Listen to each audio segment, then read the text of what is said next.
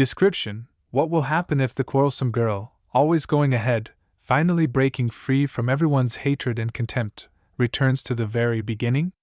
What will happen if this girl's best friend, sealed within her since birth, also returns with her? Chapters 5 to 14. Enjoy watching. Chapter 5: Ero Sanin, or How Kakashi Met Ika Ika. Minato didn't talk with Fugaka for too long, but the fourth Hokage managed to unstick Naruto from Itachi and Sasuke only towards the evening. And that was only because the baby herself was completely exhausted, the younger Uchiha fell asleep, and the eldest in the morning had to go to the entrance exam to the academy. Although this was only a formality, his origin played an almost decisive role in admission. And already now, the boy's emerging genius and rather impressive reserve of chakra clearly showed that he would become an outstanding shinobi of the Hidden Leaf.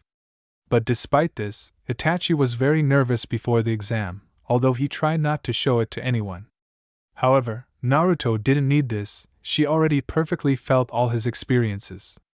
The kunoichi in the form of a baby literally did not give the Uchiha brothers peace in the good sense of the word. She surprised and attracted Itachi with her intelligence and understanding over and over again. At the same time, amusing baby Sasuke with his childish clumsiness and various incidents. Naruto herself, playing with the boys, one of whom she considered almost a brother, and the second she felt immense respect for. Probably for the first time in all the time spent in the past, she felt like a real child. She sincerely laughed and rejoiced next to those who, due to misunderstanding, stupidity and anger, changed too much in her future, which the blonde was sure to change for the better. Even now, the kunoichi could see how much Sasuke was drawn to his older brother, trying to repeat everything after him. He unconsciously copied the facial expressions and movements of the one who cared about him sometimes even more than his father. Itachi, who in the future was always calculating, cold and overly cunning, was finally next to them in the present. He was a simple 6-year-old boy not burdened with memories of the Third Great Shinobi War, not a genius who is shunned by all other children, but an ordinary child. Itachi sincerely enjoyed the company of little Naru and was glad that Sasuke, who rarely allowed strangers even from his own clan, was so drawn to the sunny daughter of the fourth Hokage. The blonde herself happily responded to both him and Sasuke with absolutely the same emotions. When Minato was finally able to pick up his child from the nursery where he left her, and with a happy smile said goodbye to Itachi, who was tenderly hugging his sleeping brother, the girl shuddered as if from a light electric shock. Memories that she so wanted to forget surfaced in her head like a bad dream, echoing with a sharp dull pain right in her heart. Memories of the day when the genius of the Uchiha clan died, about how, in the ruins of their clan's warehouses, the kunoichi and her team saw the wounded body of Itachi, killed by his own brother. Then Naruto did not yet know the truth about the conspiracy, about his illness, about the intricacies of working with the Sharingan. The girl simply felt how something deep inside her broke off and shattered into pieces.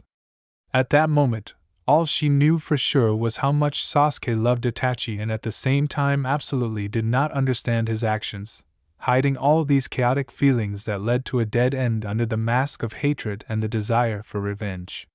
Then she still thought that she loved him, and the sight of the dead Itachi literally pushed the blonde to the border of hysteria, to which the kunoichi had been slowly brought to by the actions and words of her teammate. Naruto's mind simply refused to believe that Sasuke had stooped so low that he could do this to his own brother. Naruto was saved from inevitable shame in the form of public hysteria by her commander, who noticed the student's condition in time. Like a feather, he picked up the frozen, limp doll girl in his arms and, muttering something to the others, simply walked away. The man, who to some extent understood what she was feeling now, quickly moved away towards the forest, quietly whispering some soothing words in her ear. But this did not help. Naruto heard them as if through some kind of veil, absolutely not understanding the meaning of what the sensei said. And at some point, the feelings rushing out nevertheless overpowered her, and she, unable to bear it, burst into tears right in the arms of the copy ninja. Kakashi just sighed heavily and simply hugged his 16-year-old student tighter, allowing him to throw out everything that had accumulated inside this persistent, resilient fighter. When the girl finally calmed down, he told her about how he lost his teammates. About how he abandoned the dying Obito and killed Rin with his own hands. About how it was still hard for him to realize this.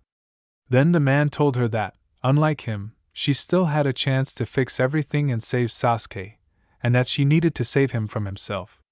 Minato, who attributed the sudden change in his daughter's behavior to fatigue and reluctance to say goodbye to new friends, slowly walked through the evening streets. He enjoyed the pleasant evening coolness and silence, carefully supporting the baby sitting in his arms. People were walking around just like him, some tiredly rushing home after work or hard missions. Merchants were sedately closing their shops. And the first, brightest stars slowly appeared in the sky. "Naruto, calm down, it already happened," the Ninetales said in a surprisingly calm and quiet voice in her mind, fearing a repetition of what happened to the girl in the past. "Or rather, it hasn't happened yet, at least not at this time." He immediately corrected himself, trying to bring his Jinchuriki to his senses.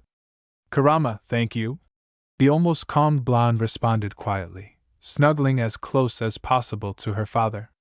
"What I saw and felt there, it was so terrible and wrong." Naruto closed her eyes, tired from a day of games and fun, feeling how gently, but at the same time strongly Minato pressed her small body to him. "I remember all your feelings," the tailed one said mournfully, who really remembered perfectly well what happened to his friend that day. "This is simply impossible to forget. If only Kakashi-sensei were here to calm me down now," the blonde said in a too quiet and sad tone, slowly falling into a deep sleep. "And yet you're a real dumbass, Naruto." Kurama snorted good-naturedly when she finally fell asleep completely. Minato, as usual for the last 6 months, woke up too early, having only dozed for a couple of hours the entire night. The first red rays of the sun were just appearing on the horizon, and outside the window the early birds timidly began to chirp their songs, as if they were afraid to disturb someone's sleep. The man stretched sleepily in the large bed and looked sadly at the empty space next to him.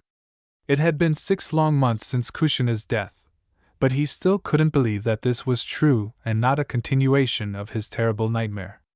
Every morning, Minato hoped that when he opened his eyes, he would see his wife sleeping next to him in an embrace with his daughter, and not cold emptiness. Like a cat shaking off water, the fourth Hokage shook his head, discarding his dark thoughts, and quickly jumped off the bed. Having rinsed his face with ice water, Minato looked in the mirror and, putting his usual smile on his face, headed to the nursery. Trying not to wake up the baby, who was sleeping peacefully in her crib, he silently crept into the room and sat down in front of the crib in the lotus position, watching his daughter. She was the only one who allowed him to still remain sane. A funny little button nose twitching in a dream, like a fox's, with neat stripes extending from it, so reminiscent of a cat's whiskers. And a small head of snow-white, slightly curly hair framing the girl's cute round face. Minato loved everything about her, even her downright bad character at times, which reminded him so much of his wife. The man smiled barely noticeably. His and Kushina's daughter took the maximum from each of her parents. An outwardly calm, intelligent girl, an exact copy of her father, at times she created scandals for him worse than her mother, even at that age masterfully manipulating his feelings. Yes, he knew perfectly well about all the tricks of his baby, but he continued to indulge her whims. "Maniac!" A man's mocking voice came from behind. Watching a sleeping child, he continued to speak with feigned doubt, to which Minato grinned, recognizing its owner. Who would say, a fan of spying on girls in the bathhouse? The fourth Hokage chuckled in response and turned around. "Hello, Sensei Jiraiya," the young father said, smiling warmly at the man standing behind him. "Is this my goddaughter Naruto?" the hermit asked, looking curiously into the crib, looking at the serenely sleeping child. "Yes, this is my Nara." Rising to his feet, Minato responded with a smile. "Maybe we can talk in the kitchen?" he immediately added in a whisper. "I don't want to wake her up." Glancing cautiously at the baby, the man explained in the same whisper. Looking at him in surprise, Jiraiya nodded and followed his student out of the children's room. He understood that no parent would want to wake up the baby ahead of time, but in Minato's gaze one could read not concern, but rather fear. Almost nothing had changed in this apartment since Kushina's death, but there was still a feeling that something was missing. It was too gloomy and quiet here, as if all life had left this place with the death of the owner. Walking to the kitchen, the man sat down at the table and began to watch how his student, who never liked to cook, like a real housewife, hovered around the stove, brewing tea and putting milk on for porridge. "I'm sorry I didn't come to Kushina's funeral. When I found out about her death, more than a month had already passed," one of the 3 legendary Sannin said mournfully, noting how his student froze in place like a statue after these words. "Minato, how are you?" he asked after a couple of minutes, when the milk in a small saucepan began to overflow. "Eh?" the blonde responded, but noticing the milk running away, he rushed to save Naruto's future porridge. "Miine," a drawn-out, slightly surprised child's cry was heard from the next room.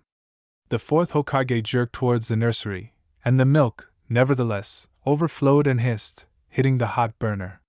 The man turned sharply and picked up the saucepan with his bare hands, but immediately hissed in pain and returned it to its original place. Jiraiya sighed heavily, watching his student rush around, performing the dance of a wounded bird, while accompanying himself with screams and hisses. Minato now looked so comical that the Sannin was tempted to laugh. But on the other hand, he understood perfectly well that the man was simply torn between his daughter and the mess that he needed to keep an eye on. "Calm down, I'll go see her." Rising to his feet, Jiraiya said calmly and, without waiting for an answer, left. "But Naru," Minato shouted back to him, afraid that either his daughter would cry, or the sensei would have a very hard time. Upon awakening, Naruto was in for a huge and unexpected surprise. For the first time in the entire 6 months of her life, her father was not near her crib at that time. Sitting down and looking around, the girl blinked her eyes slightly anxiously. Minato really wasn't here. Her incomprehensible anxiety was aggravated by the memory of last night, or rather, by the vaguely looming sensations on the periphery of consciousness that she experienced, remembering Itachi's death. Now the blonde understood that she now had a great opportunity to correct what had happened. After all, Itachi, in fact, the entire Uchiha clan, is alive, and Sasuke is still a sweet and innocent little boy. But an unpleasant aftertaste somewhere deep inside still remained. He spoiled her impression of meeting her friends, negated the joy of her first walk with her father through the streets of Konoha, and crossed out all the joy that the kunoichi experienced yesterday afternoon. In general, the girl was in a bad mood. "Miine," cried the girl, who only yesterday had been dreaming of the day when she would wake up not under the gaze of blue eyes. Now Naruto absolutely did not want to be alone for a long time, and she wanted to make sure that everything was really fine with her father. Minato's noises, screams and hisses were heard from the kitchen, which meant that everything was fine with him, at least it was before. Falling back onto the bed, the blonde began to examine the ceiling, strewn with stars of different sizes and shapes. As far as the girl understood from Minato's stories, it was Kushina's idea and, to be honest, Naruto absolutely loved falling asleep under the starry sky, even if it was just an ordinary ceiling. It was reminiscent of the times when she, along with Sasuke, Sakura and Kakashi, performed light C-rank escort or delivery missions. Then she so wanted real battles, serious tasks, strong opponents. Now, after the terrible shinobi war that claimed thousands of lives, the kunoichi understood her sensei, who sincerely enjoyed such quiet missions. "Stop being nostalgic, it looks like we have guests," the nine-tailed kunoichi roared mockingly in his head. "And, judging by the chakra, this is a person we know well." He chuckled while the girl tried to concentrate. "Kurama, this is..." She began hesitantly, not believing her own feelings, because this shinobi practically replaced her father, but died too early, abandoning his goddaughter. "Jiraiya-sensei!" The blonde squealed joyfully, sitting up abruptly in her crib. "You know, I always liked this old one." The fox chuckled contentedly, noticing that after the appearance of this shinobi, his Jinchuriki forgot to think about her melancholy. "Even despite these little books of his and his cheeky behavior." The tailed man laughed hoarsely, slowly leading the girl to certain thoughts. Has he already started writing his arrow novels? The girl asked in surprise, hearing how they carefully approached the door to the nursery. Already writing, Kurama confirmed with a malicious laugh. Naruto! The door opened with a creak, and a painfully familiar kunoichi voice rang out throughout the room, and he appeared on the threshold. A tall, middle-aged man with fair skin and long white hair that was in perpetual creative disarray and tied back with an elastic band into a tight, low ponytail. The man had thin red lines under his eyes that reached down to his chin. Jiraiya was dressed in his favorite light green kimono and pants of the same color, under which he wore a mesh t-shirt, visible only at the wrists and ankles. Wrapped around the whole thing was a traditional black sash, and the look was completed with a Japanese geta and a red haori with 2 yellow circles on each side. The Sannin also had his favorite shields on his hands, and on his forehead was an original forehead protector with a pair of horns, and the kanji for oil, which meant he belonged to Mount Myaboku. I am the holy hermit of Mount Myaboku, the toad Sannin Jiraiya. Standing in a spectacular pose, the man proudly introduced himself, to which Naruto laughed, remembering their first meeting, when he spied on women in the open baths of Konoha. And I'm also your godfather. Remember this, girl, the Sannin added somewhat dejectedly to the child's uproarious laughter. Frowning, he turned away from the laughing little girl, muttering something under his breath like an old woman. Naruto looked at him again, feeling a happy, so familiar warmth spreading in her chest. After all, despite the fact that he looked much younger now than during the period of their acquaintance and training, this was her sensei. Zelaya, the girl laughed again, clapping her hands, thus trying to apologize. The man turned and raised his eyebrow in surprise, looking at the joyful girl. Jiraiya, he corrected the baby, watching how his goddaughter frowned thoughtfully. And you're pretty smart for a 6-month-old, Naruto. Coming closer, the man said and easily picked her up in his arms. Zelaya! The kunoichi repeated after him, sincerely enjoying his heavy sigh, but noticing the colored spine of the book sticking out from under the haori, she became wary. Like? Noticing the little girl's curious gaze directed at his book, Jiraiya asked, and with a deft movement of his free hand he pulled out from his bosom an orange book with a girl and a guy on the cover. This is the first and, by the way, very successful novel from my Aika Aika series. Aika Aika Paradise, the man said proudly, showing it to his goddaughter, who was thoughtfully examining the tawdry cover, which she had already come to hate because of Kakashi, who always carries this little book with him and pays much more attention to it than to his students, and Jiraiya himself, who carries it around with his research. Onsen and acting like an old man. Oh, so this is the book that your favorite sensei read almost completely? Kurama growled mockingly in the girl's mind, which, without knowing it, added fuel to the fire. Patatai. Finally, she told the kunoichi, not understanding how this would help her, but the sharply reddened cheeks of the sensei, at least a little, pleased the angry Naruto. Jiraiya blinked in surprise and looked from the baby, innocently batting her big blue eyes, to his book and back. On the one hand, reading an erotic novel to a child was the height of stupidity, but the Sannin was simply unable to refuse this look. And it's unlikely that a 6-month-old baby will be able to understand what exactly he will be reading about. Therefore, after looking around, Jiraiya sat down in a large chair and, placing the no less surprised baby on his lap, opened the book to the first page of Aika Aika. And Kakashi has a good influence on you, little one. The Nine-Tails laughed, looking at the kunoichi, red as boiled crab, having escaped from an extremely embarrassing situation into her inner world. I remember earlier you said that these books senile nonsense, which only someone like himself could read. He added in a mocking tone, watching his Jinchuriki lose his temper, which was, in the tailed man's opinion, an extremely funny sight. Yes, I. Yes, you, the blonde finally shouted, unable to find the right words. Actually, she herself didn't really know what she wanted to tell him, but it was simply necessary to say at least something to this fox face, and this angered her even more. Kurama realized that he had gone too far only when the girl's hair suddenly rose up and was divided into 9 parts, like his 9 tails.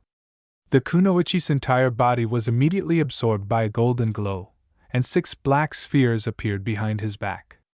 Realizing how this could end, the Nine-Tails growled loudly and, rushing to the bars of the cage, began to suck his chakra from the blonde. After a couple of minutes, the girl returned to her normal state and collapsed on her knees, looking angrily at the angry tenant. Kurama growled, sank exhausted into the water. What do you think happens to your body when you go into full bijou mode here? Or did you decide to surprise Jiraiya by leaving a mark on his body 13 years ahead of schedule? Flashing his yellow eyes with vertical pupils, he sarcastically asked the girl, who had finally realized what exactly she had just done. So they now know that I control your power? She asked the demon in fear. No. Due to the fact that your mind and body are at 2 different levels, the transition would take at least 5 minutes, so the most that this one could notice was an unexpectedly strong surge of my chakra. And this can be attributed to the instability of the press. The tailed one explained tiredly, looking intently at his Jinchuriki. God bless. The kunoichi immediately exhaled. You know, Naruto, I think that you really should read the books of this, the tailed one said sarcastically, watching as the blonde froze and stared in shock at her bijou. In addition to vulgarity, they write about relationships between men and women, about their feelings and experiences, and this, my dear, is sorely lacking in you. In a mentoring tone, he finished scolding the kunoichi, like a father. But she spoke quietly, wanting to object to him, although she understood that Kurama wanted the best for herself. The Nine-Tails had changed a lot in the time between the complete destruction of his cage and Naruto becoming his first friend since Hagoromo himself. No, he still didn't like people, he often got irritated and growled at his restless Jinchuriki. But at the same time, the tailed one began to do this with some love, trying to make the girl stronger both mentally and physically. The fox also became a terrible trickster, infecting the kunoichi herself with this. It's no joke, but Kurama could find something funny in any, sometimes even stalemate, situation. And now the kunoichi's hesitant answer was stopped by his wild laughter, which echoed throughout the vast space of her inner world. The tailed one, clutching his stomach, bent in half and began to hit the transparent surface of the water with his huge fist, creating a whole flurry of splashes. Naruto, he wheezed through his laughter, your dad just something. Falling on its side, the demon roared, hinting to the girl frozen in place that something extremely funny was happening in the outside world. When Naruto returned, for some reason she found herself sitting on the floor near her crib, and not on her godfather's lap. Having looked around a little, she did not recognize her room. Everything around was turned upside down, there was a hole in the place of the long-suffering door, and in one of the walls there was a huge mark from, apparently, her father's Rasengan. To the kunoichi's surprise, neither Minato nor Jiraiya were in the room, but loud swearing and the sounds of breaking dishes could be heard from somewhere in the kitchen. Without thinking twice, Naruto crawled towards the noise, expertly skirting the remains of what had once been a chair. You are old. This is what the girl heard when she found herself on the threshold of the kitchen. How can you read this to a 6-month-old baby? Shouted her father, glaring angrily at his frightened sensei. Naruto asked me, he retorted, not really hoping that the student would hear him. What if Naru asked you to jump from the roof? Minato barked furiously, creating another Rasengan in his hand. The kunoichi swallowed. No, she had no doubt that Jiraiya would cope, but watching 2 people dear to her fight over her was hard. A trifle, the fight between these 2 weirdos is, of course, very fun, but maybe you can stop them already? Kurama asked her thoughtfully, however, he said this in a pleased tone. How do you think I should do this? The blonde barked in response, frantically trying to figure out how to stop her father before Jiraiya began to fight him in all seriousness. Dad is already too carried away. Exactly! The girl squealed, realizing what could be done. Naruto? The fox said with curiosity, sensing that the girl was again up to something out of the ordinary. Meanwhile, the kunoichi, ignoring the tailed one, rose to her feet and fearlessly stepped towards the arguing. With an unsure step, she approached her father and stretched out her arms to Minato, who did not notice her, trying to grab his hand with the Rasengan. Naruto! Jiraiya shouted, rushing sharply towards the child, who had climbed into a place where even an adult should not have gone. The Ninetales growled in the girl's mind. Dad! The blonde cried out, crying as hard as she could, still grabbing her father's wrist. Kakashi was in a great mood. For the first time in years, he didn't have nightmares about Obito and Rin. On yesterday, his last mission in the ranks of ANBU, he met an excellent boy with chakra predisposed to the rare element of wood, whom he planned to take from the root and give to the care of Hiruzen or Minato. And most importantly, from today he will always be next to the sunny girl, whom he considered practically a sister, as a mentor. Approaching the fourth Hokage's apartment, Kakashi was about to raise his hand to knock, but suddenly a loud noise and screams from his sensei were heard from the other side. Without thinking twice, the boy tore down the door to the apartment with the help of a Chidori, and quickly headed towards the source of the noise to help the teacher. To say that the former ANBU member was surprised by what he saw in the fourth Hokage's kitchen would be to simply remain silent. The entire room resembled a battlefield in the Third Great Shinobi War. Only a miraculously surviving pot of porridge standing on the floor in the far corner reminded that this place had once been a kitchen. In the middle of this chaos stood the owner of the apartment with a raisin-gan in his hand, on which a nearly crying baby was hanging. The man looked at her in disbelief with a smile that would be more suitable for a madman than for the Hokage of the Hidden Leaf Village. A little to the side, a shabby middle-aged man stood with an expression of deep shock on his face. He extended his hand with a leaf tattoo on his palm towards Naruto. Minato-sensei? The boy called out uncertainly, taking a step inside the room. What's going on here? He asked carefully, once again examining this entire surreal picture. Kaka! The little girl sobbed, looking for support from her future commander. Mina Haidal to kill Zelaya, she whined, finally letting go of her father's hand and plopping down on her butt. Mina Piele ahoy, the girl continued to cry, taking revenge on her father for his reddened butt. Naru honey say dad again. Having dispelled his raisin-gan, Minato immediately said, squatting down in front of his daughter. Sensei, nodding towards the grinning Sannin, Kakashi said questioningly. It's okay, this is my sensei Jiraiya. Minato chuckled dejectedly, watching his daughter turn away and stretch out her arms to the boy. I'll see that my goddaughter already has a fiancé. The man laughed, and an incomprehensible blush flared up on the girl's cheeks. The Sannin tossed a book with an orange cover to Kakashi, which he expertly caught. You'll need this in the future, boy. He laughed. We'll talk to you at the Hokage residence. He added gloomily, looking at Minato, and disappeared into a swirl of leaves. Still, I like this old one. The fox laughed in the girl's head. I told you he's your favorite sensei. He growled mockingly when the kunoichi found herself in Kakashi's arms. He's not my favorite. The kunoichi snorted, feeling her heart beat faster, hitting her ribs, and her cheeks became even redder when the 13-year-old boy pulled her closer to him. I'm going to work, Minato said sternly. I'll send people this afternoon to fix it all. After looking around the kitchen, he added, You can take a walk around the city at this time. You can't keep Nara all her life within four walls. Passing by, he muttered offendedly. And this, stopping near a surprised boy with an equally surprised little girl in his arms, he pointed his finger at the book, Never to be in my house again. He barked so hard that Kakashi flinched. Chapter 6 Little Genius Shikamaru. Minato sat hunched over in the spacious office of the Hokage of the Hidden Leaf Village. With his elbows resting on the edge of the table and his chin on his folded palms, he tensely examined the large scroll unfolded in front of him. Everything around him was literally flooded with the bright midday sun, penetrating into the room through the large window behind the blonde. From the walls, Minato was watched by portraits of previous Hokages, who seemed to look at him with some irony and sympathy.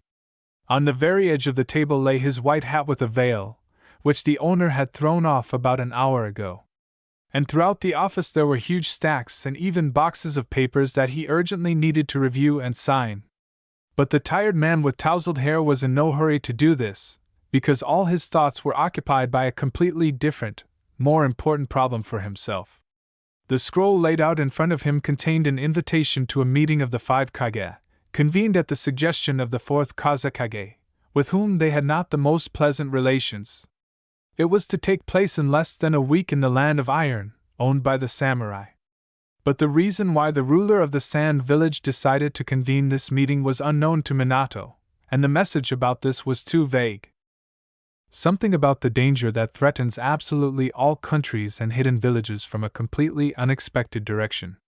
However, the man was afraid and did not want to go to this meeting at the same time for a completely different reason. 3 years ago, he had a not-so-pleasant conversation with his teacher and mentor, Jiraiya. When he came to express his condolences over the death of Kushina and meet his little goddaughter Naruto.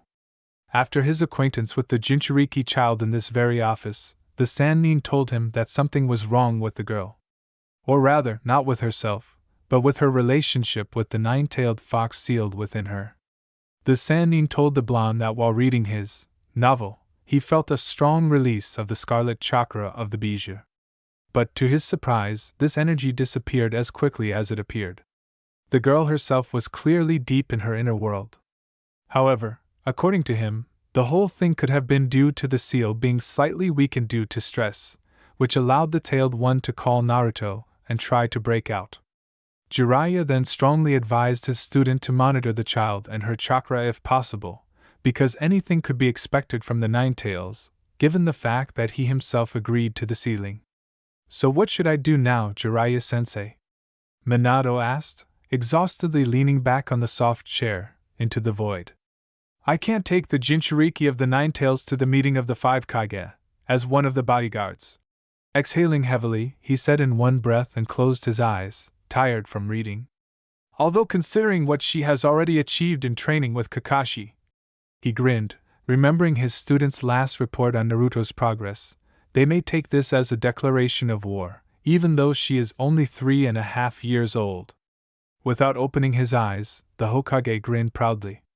His daughter has indeed achieved quite a lot over the past 3 years. She had a good command of almost all the theoretical foundations of rank techniques and thanks to practice with Kakashi, who took her training extremely seriously, the little girl could use the simplest ninjutsu seals, taijutsu stances and strikes, and even light genjutsu techniques. In general, his Naru could easily lay down almost any first-year student at the Shinobi Academy, and even some second-year students. It's no joke, but sometimes it seemed to Minato that his child knew and could do much more than she showed them, and her chakra control was already not inferior even to some jonin. How else to explain the fact that she is already able to walk through trees in any plain, and even stand on a calm river? But why would Naru hide her abilities from his father, and his mentor remained a secret for him, so the man still hoped that everything he only imagines it. Naruto, wearing a bright orange sundress with red whirlpool symbols on the hem, was swinging on a swing on a large playground with a cheerful laugh. Here, in her old past, she spent almost her entire childhood alone. Then everyone shunned and despised her, whispered behind her back, calling her a monster, without even trying to find out what she really was like. The little girl didn't even know why they were treating her like this, because she had never done anything bad to anyone. Yes, she was naughty, yes, she caused a lot of inconvenience to almost all of Konoha, but not to such an extent as to hate the child. Now I wasn't alone. On the bench where her parents usually sat, Kakashi was waiting for her, once again rereading the vulgarity given to him by Jiraiya. A sunny blonde with hair that grew just below her shoulders, bright blue eyes and funny stripes reminiscent of a cat's whiskers, she could finally smile sincerely, without fear that someone might just yell at her or push her painfully. Once again, pushing off the ground with her feet, the girl soared up, fixing her gaze on the clear blue sky, like her eyes. She was truly happy, although the hateful glances, whispers and anger of the villagers had not gone away. Now no one dared to be rude to her face and slammed shop doors right in front of her nose. Now she had a best friend in the person of the grown-up Sasuke, with whom they were almost like real brother and sister. It's no joke, but the incarnations of Indra and Azura were practically inseparable, meeting at least 3 times a week.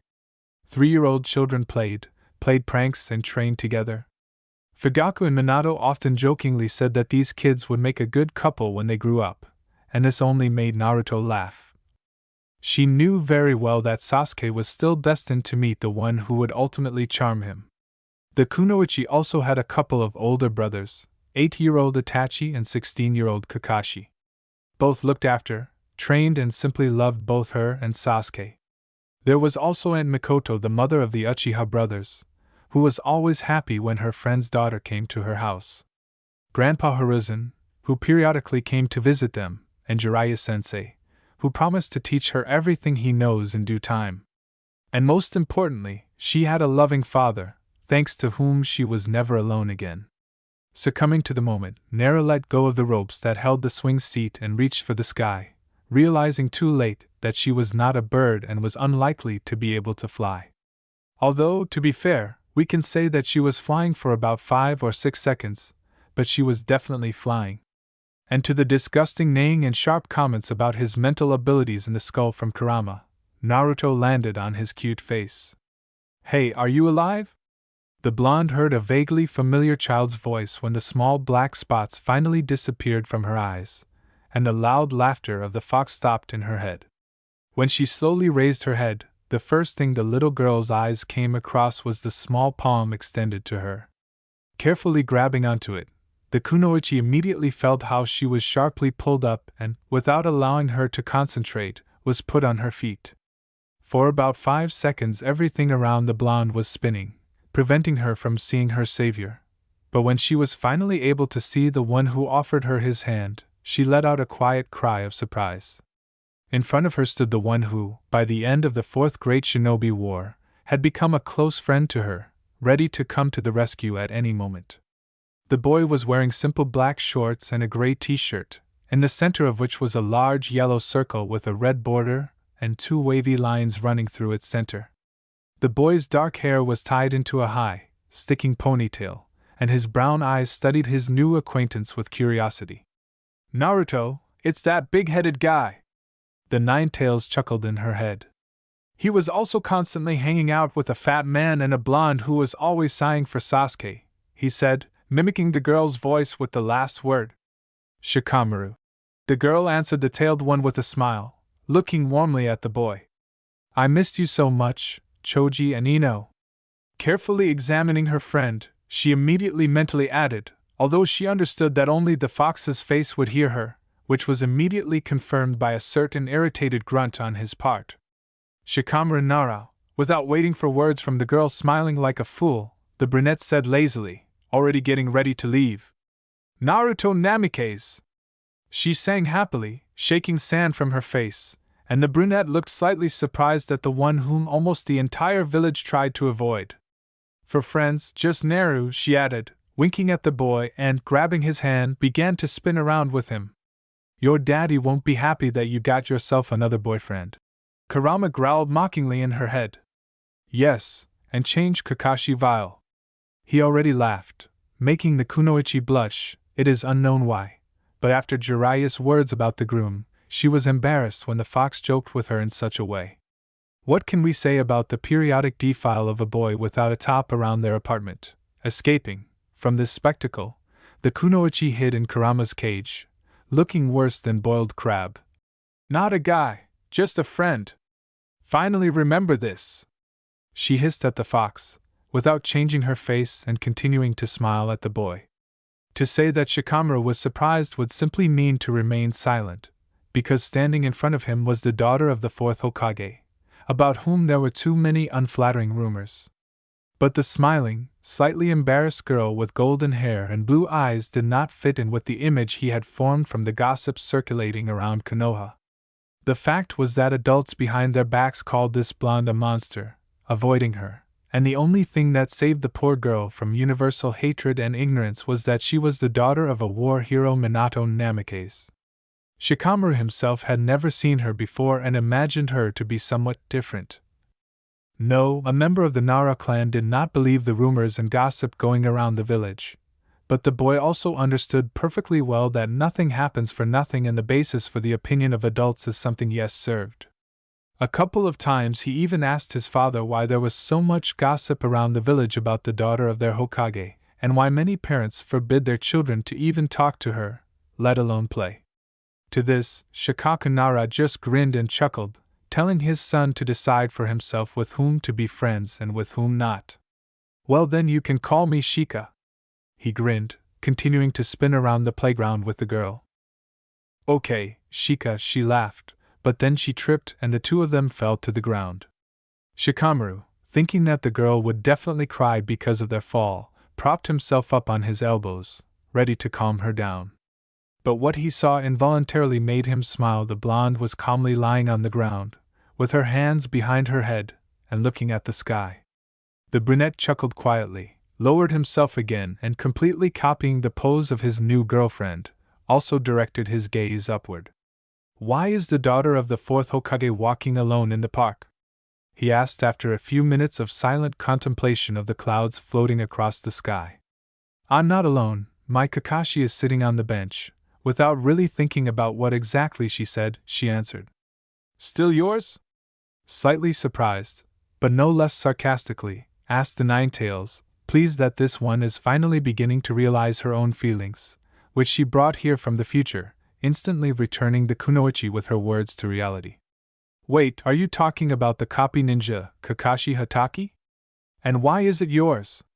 The fox Shikamaru repeated the question, even more surprised, who simply wanted to clarify what it all meant, reluctantly causing the girl to shudder nervously and quickly turn to face him with very reddened cheeks. Who is yours here? Probably at that very moment Naruto, for the first time in her life, felt what real hopelessness meant. After all, this question was asked to her by a tall guy hanging over the children in a black mask covering most of his face, with a shock of silver hair, which was tied up with a forehead protector covering his left eye.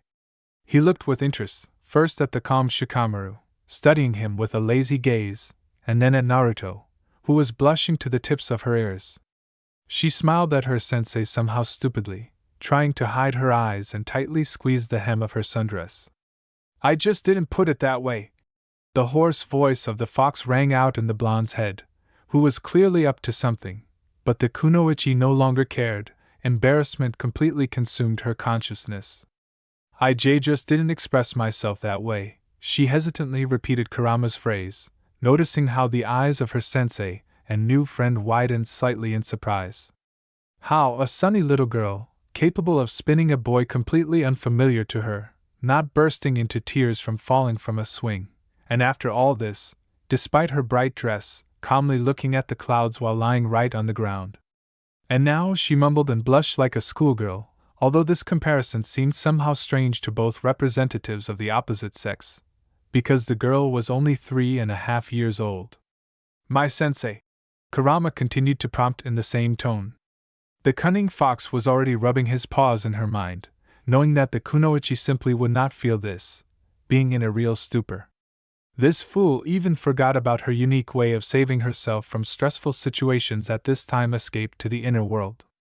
However, he not only wanted to have a lot of fun at her expense, detailed one plan to clarify her own thoughts and feelings to Naruto once and for all. I wanted to say, my sensei, for some reason, blushing even more, although there was clearly nowhere to go more red, the blonde quickly blurted out, closing her eyes, surprising her listeners more and more. And the future husband, Kakashi Hatake. The Ninetales cheerfully finished, saying it quite quickly so that the kunoichi's consciousness would not be confused by a couple of extra words in his text. And my future husband Kakashi Hatake. Almost in one breath, the blonde said, and smiling innocently, opened her clear blue eyes. Naruto realized that she had said something completely strange by the bulging eyes of Shikamaru and Kakashi, although the wild laughter, giving off a slight pain in the temples, also led her to certain thoughts that were worse than Kagaya. But as luck would have it, the blonde's brain refused to reproduce the last words in order to convey to her the thought that was said to her, as if trying to protect its owner. Naru, honey, what are you talking about? Hatake addressed her in a trembling voice for some reason. Let's agree that your daddy will never hear something like that from your lips. At that moment, the kunoichi probably saw him so frightened and pale for the first time in her life. Coward! Kurama immediately growled back at him. Fine, the little girl said with only her lips at the same time as she nodded her head, essentially not understanding what exactly she said, but for some reason she was glad that this topic was not developed further. I doubt that the fourth Hokage will believe that his daughter chose her husband at the age of 3, shrugging his shoulders. The boy sitting next to them in the lotus position said, about whom everyone seemed to have already forgotten. Age. Now it seems to narrow that you, waving his hand towards the once again taken aback guy, he began to reason, her prince, but in 10 years she will fall in love with her peer, and by that time Kakashi will already have a family and children. Folding his fingertips, forming a square with his palms, and closing his eyes, he said lazily, not understanding why these two were making mountains out of molehills. Yes, even if this doesn't happen and you suddenly get married, will it be such a problem? Looking inquiringly at the blushing girl again, who had finally realized what she had said and to whom, and the surprised guy, he asked Shika, not at all embarrassed by the topic, because he only outlined the possible, most positive outcomes. And I like him more and more. It's not for nothing that during the battle with the 10 tails he managed to come up with a plan to at least restrain him.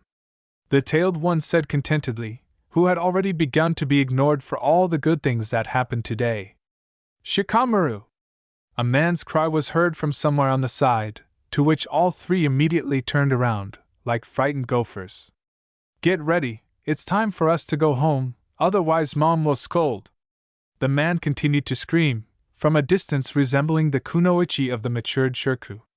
Don't worry, stupid, he didn't understand that you were talking about your husband in all seriousness. Leaning towards his new friend, the brunette quietly whispered in her ear.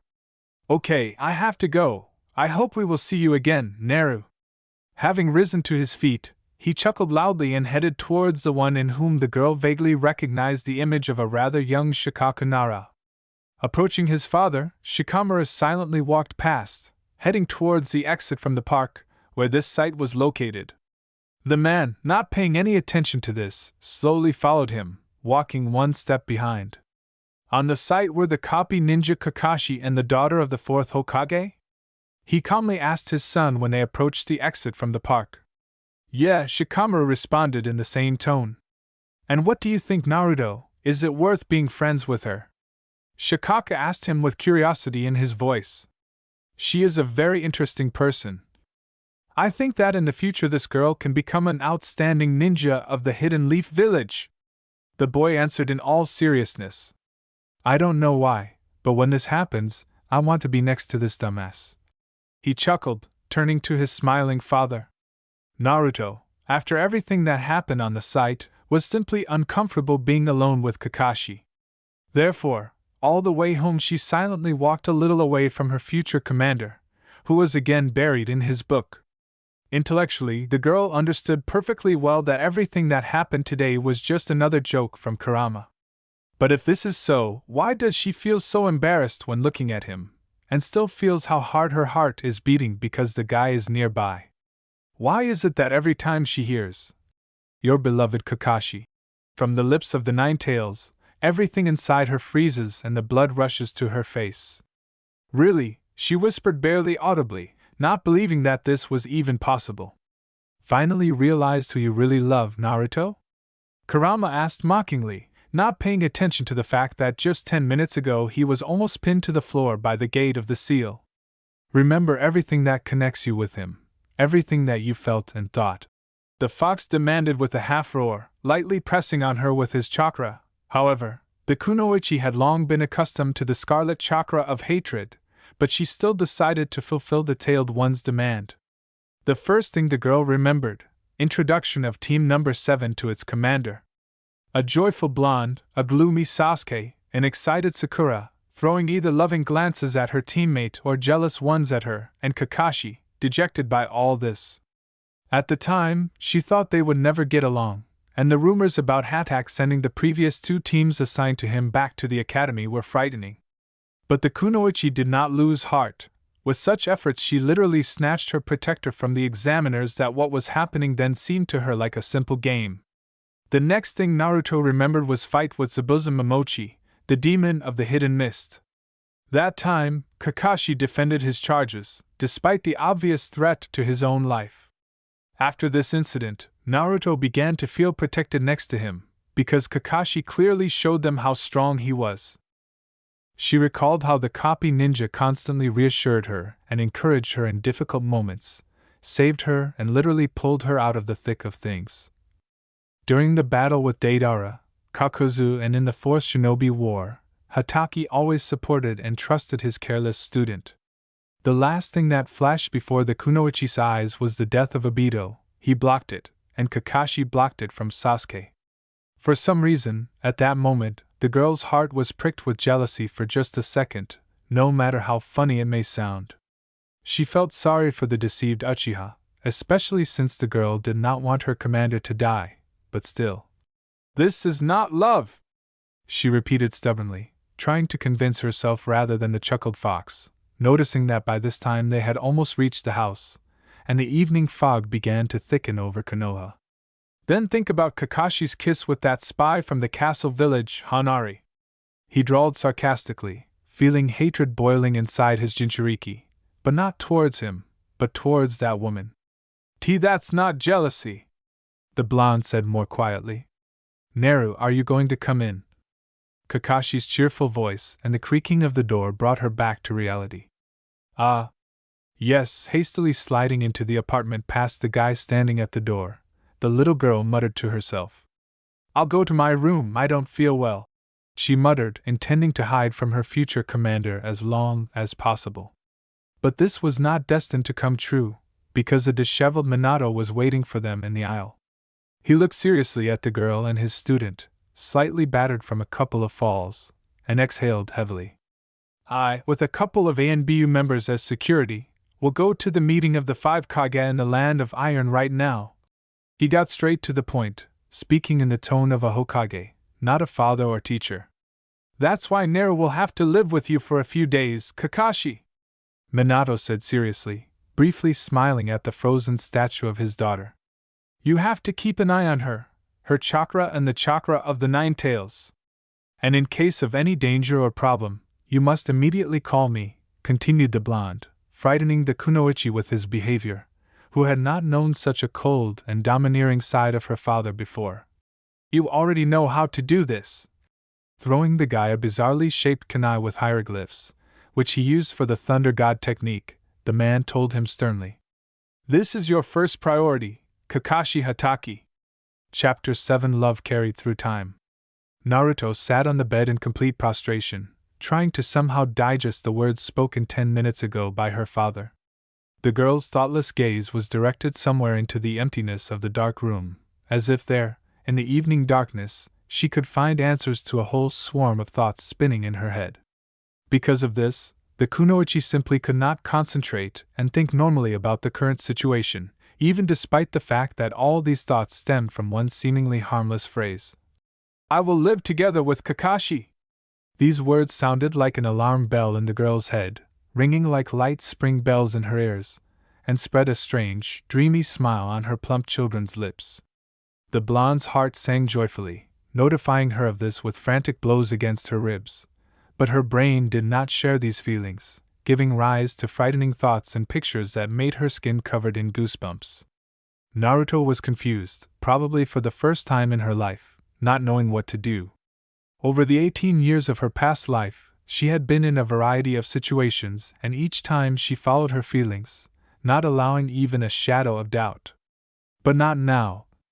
The kunoichi was afraid because for the first time her brain was telling her that her heart was wrong, but her heart was persistently proving that everything would be fine, you just need to open your feelings. Everything was too complicated and incomprehensible. Finally starting to think coherently, the little girl exhaled comically, slapped herself on the cheeks and blinked away the tears that appeared either from worry or from the fact that she had forgotten about the need to blink. This unexpected happiness was supposed to last for about 3 or 4 days, unless, of course, something out of the ordinary happened at the meeting of the 5 Kage. If she is completely unlucky, then her father's absence may drag on for a whole week, or even 2. But just 10 minutes ago, Naruto was thinking about how to avoid Kakashi's attention for longer, in order to decide what should she do next with all these discoveries that happened in just one day. Naruto was still ashamed of his words, and she didn't care that as a result they turned out to be partly true. While the girl was walking home, talking with Kurama along the way and remembering the past, which was now the future for her, she clearly realized that she was really in love with her commander. And she has been in love for quite a long time, probably since the moment when he protected his team from Zabuza, risking his life. She simply confused her love with friendship, gratitude, respect, admiration, and an incomprehensible trembling in her heart, although, probably, all this together was called the word love. How did it all turn out this way?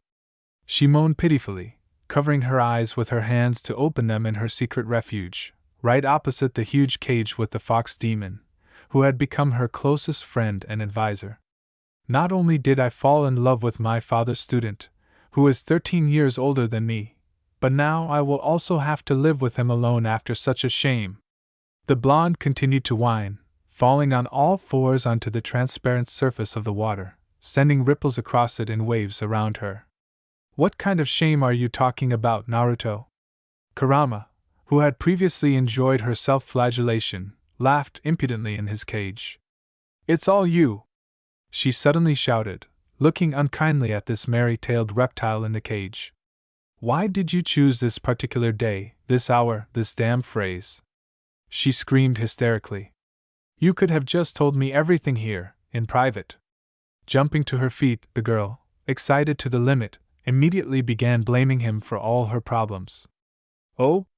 Kurama responded sarcastically, ignoring her tone, getting a lot of pleasure from it all. No, he still loved his Jinchuriki as his first and only girlfriend, but what was happening now was extremely unusual, fun and absurd at the same time. It's not my fault that you repeat everything you hear, he drawled ironically, looking at the girl, red with anger, passing through the bars with a Rasengan of a tailed beast in her hand. It wasn't me who was mercilessly stupid for almost 5 years, not understanding my true feelings. Naruto stopped right in front of him, expanding the black sphere in her hand to its maximum, while continuing to glare at her friend who was mocking her.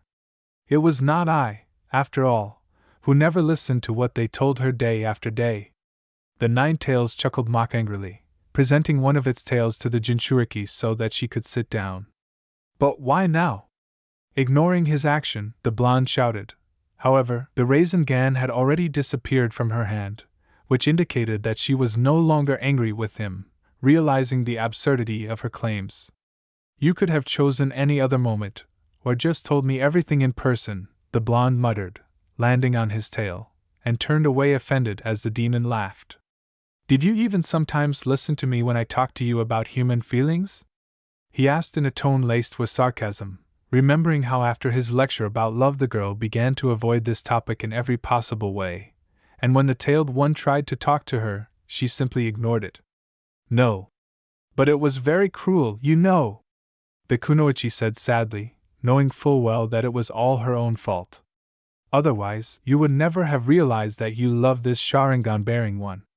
He responded kindly, and immediately laughed when he saw the questioning look of his Jinchuriki.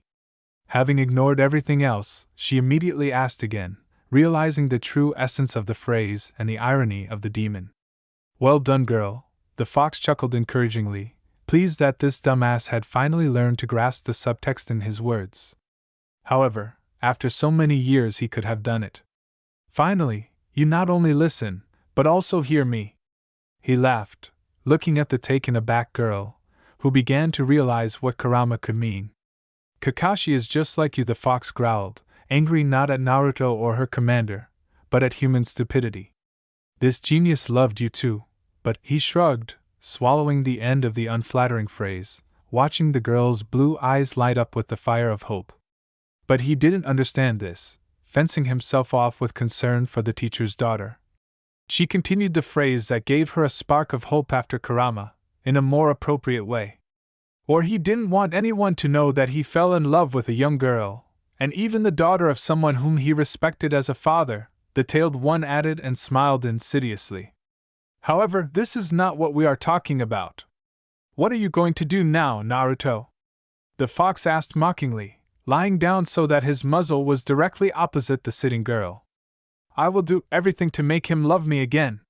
Stretching her fist forward, she shouted to the roar of laughter from her friend. This time I even enjoy sitting in this cage. Naruto said, but what exactly she had to do, the girl couldn't even imagine, and what she could do at only 3 years old. The kunoichi was already not strong in romance, and given that the blonde usually sent plans and strategies to hell, acting solely on instincts, now she found herself in a real dead end. The only thing that came to her mind, it's stupid to continue calling him your future husband and hoping that he will get used to it. This plan was frankly absurd. Naruto herself understood this perfectly well, but for lack of something better, she decided to follow it. Exhaling to collect her thoughts, the girl looked around her room and, rising from the bed, threw on it the large bag handed to her by her father to collect her things. Following some strange logic, Minato decided that it was Naruto who should move to Kakashi, and not vice versa, which seemed to be the most correct decision in such a situation. That's why the blonde was sent to her room instead of dinner, so she could get ready for her temporary move. Naruto, without thinking, pulled out from the closet a whole stack of different dresses bought for her by her loving father, and without looking, she threw them into her bag. The kunoichi frankly didn't care about all these expensive girls' clothes. She wore all this only for Minato, who shone like a polished teapot, seeing his daughter in these outfits, which, in turn, made her happy. At one time, Naruto simply wore what she was given, because the money that Grandpa Hiruzen gave her was only enough for the orphan to buy food. When she began to receive fees for missions, her interest in beautiful things disappeared on its own. Even in her adult wardrobe, when she had already become the heroine of the Fourth Great Shinobi War, there was only one fashionable outfit. Sakura advised her to buy an orange tunic and skirt, or rather, she literally forced her to buy these things, motivating her action by the fact that it was not appropriate for such a beauty to walk around in some kind of cast-offs. Ironically, it was in these clothes that she found herself in the past, because it happened right after Kakashi's accession ceremony as the 6th Hokage. Having thrown in a change of underwear taken from the chest of drawers, white pajamas with a funny hat in the shape of a cat's head, and a pair of brand new sandals, bought by her father just a couple of days ago, Naruto closed the bag with a feeling of deep satisfaction and, putting it on her fragile shoulders, left the room. A rather funny picture awaited her in the corridor. Minato, with tears in his eyes, looked at a photograph of his daughter, and Kakashi tactfully pretended not to notice it, studying the ceiling with interest. Moreover, judging by the thoroughly soaked paper in my father's hands, this had been going on for more than 1 minute. Exhaling heavily, the blonde approached them and coughed, indicating her presence. Nero! Minato shouted so loudly that the girl dropped her burden from her hands in surprise, and the guy standing next to him flinched. Be a good girl and obey Kakashi in everything, he said without paying attention to anything, kneeling down and hugging the baby to him. Daddy will be back as fast as he can, the blonde whispered, kissing her forehead. It feels like he's going to war. Kurama grinned sarcastically, adding even more discomfort to the girl with his laughter pulsating in her temples. Fine. Naruto responded with a forced smile, feeling how oxygen was gradually ceasing to flow into her lungs. Aren't you late? The kunoichi squeezed out the last air in her lungs, trying to finally move away from her father. Oh yes, exactly. Without letting go of his daughter, the Hokage realized. Kakashi, you are responsible for my daughter with your head, he said seriously and, releasing the blonde from his bear hug, rose to his feet. Remember what I told you recently? He added, looking straight into the guy's dark eye, not covered by his protector, and evaporated with the help of the Thunder God's technique, since he was really very late. Dad, as always, the girl said with a smile, makes a mountain out of a molehill, while resembling a disheveled mother hen. She giggled, picking up her bag from the floor. You're right, Sensei is also an alarmist if it concerns his family. The guy smiled cheerfully. Give me your bag here, it's quite a walk to my house. Kakashi extended his hand to her. Nope, me myself. The kunoichi answered proudly, but within a second she felt her legs losing solid support, and the world around her starting to spin. Then I will carry you along with the bag. He laughed, holding her in his arms like a princess. Put me down! Immediately starting to struggle, the little girl protested in embarrassment, and the guy, not paying any attention to all this, flipped the switch and left the apartment, slamming the door behind him. To Naruto's sincere surprise, Kakashi did not live in the small one-room apartment that served as a kitchen, bedroom, and living room, located not far from the Hokage residence, as in her future. He lived in the girl's own apartment, or rather where her grandfather Hiruzen moved her after she became old enough to take care of herself. Finding herself on the threshold of her home, which had seen everything, worries, tears, hysterics, joy, friendly gatherings, the house where, perhaps, the best and worst years of her life passed, the kunoichi was taken aback for a few moments. On the one hand, she was glad to see these walls again, the furniture, which seemed not to have been changed since the building itself, but on the other, it was all simply too much. So will you stand on the threshold? Came the quiet voice of a guy standing slightly to the side of the door, bringing the blonde out of her momentary stupor. Sorry, she muttered in response, slipping past him like a shadow to find herself in a painfully familiar corridor, where she sat alone for hours after another visit from the only person close to her, the third Hokage, who visited the girl a couple of times a week to give her money and just check on her. Ha! Looks like your sensei got kicked out of here when his favorite teacher's daughter needed a decent apartment. The Nine-Tails chuckled in her head, quickly comparing the facts. But the blonde, plunging deeper and deeper into herself, ignored this phrase, as if returning again to that dark time when she was so lonely. The memories and feelings that consumed the soul of the Jinchuriki, hated by the entire village, covered her headlong, not allowing her to even breathe out normally. The girl's throat was slowly being squeezed by a dry lump, and crystal droplets of tears began to appear in her eyes, making her bottomless blue eyes look even more like desert lakes. Naruto, a sunny, never discouraged girl, a strong kunoichi of the Leaf Village, a war heroine, I felt like an abandoned baby again. The darkness and cold that haunted her all her life before the appearance of Sasuke, Sakura, Kakashi, Konohamaru, Kurama, in general, all those who became her true friends and comrades, again enveloped her in a dense cocoon. Somewhere behind her, the front door slammed shut, cutting her off from the outside world, just like the day she turned 5 and Hiruzen brought her here and left her all alone. Naruto shuddered and cowered, afraid to turn around and see the empty corridor and the darkness devouring everything around her. Neru? A warm hand landing on her shoulder made the baby scream quietly. You know, if I didn't know you well, I would think that you were scared. Kakashi laughed, lightly squeezing the blonde's fragile shoulder, bringing her back to the present, as if he had felt something. And yet he knows you like a shell. The Nine-Tails chuckled in her head. Now you won't be left here alone, he growled, realizing that his Jinchuriki was slowly starting to become depressed about this place. Thank you, Kurama, I'll try to hold on. She mentally thanked her friend for this specific support. Blushing slightly, the kunoichi hesitated in embarrassment. So this is your apartment? She asked out loud with a slight smile, turning to her future commander, when she moved a little away from the memories and fear that had enveloped her from head to toe.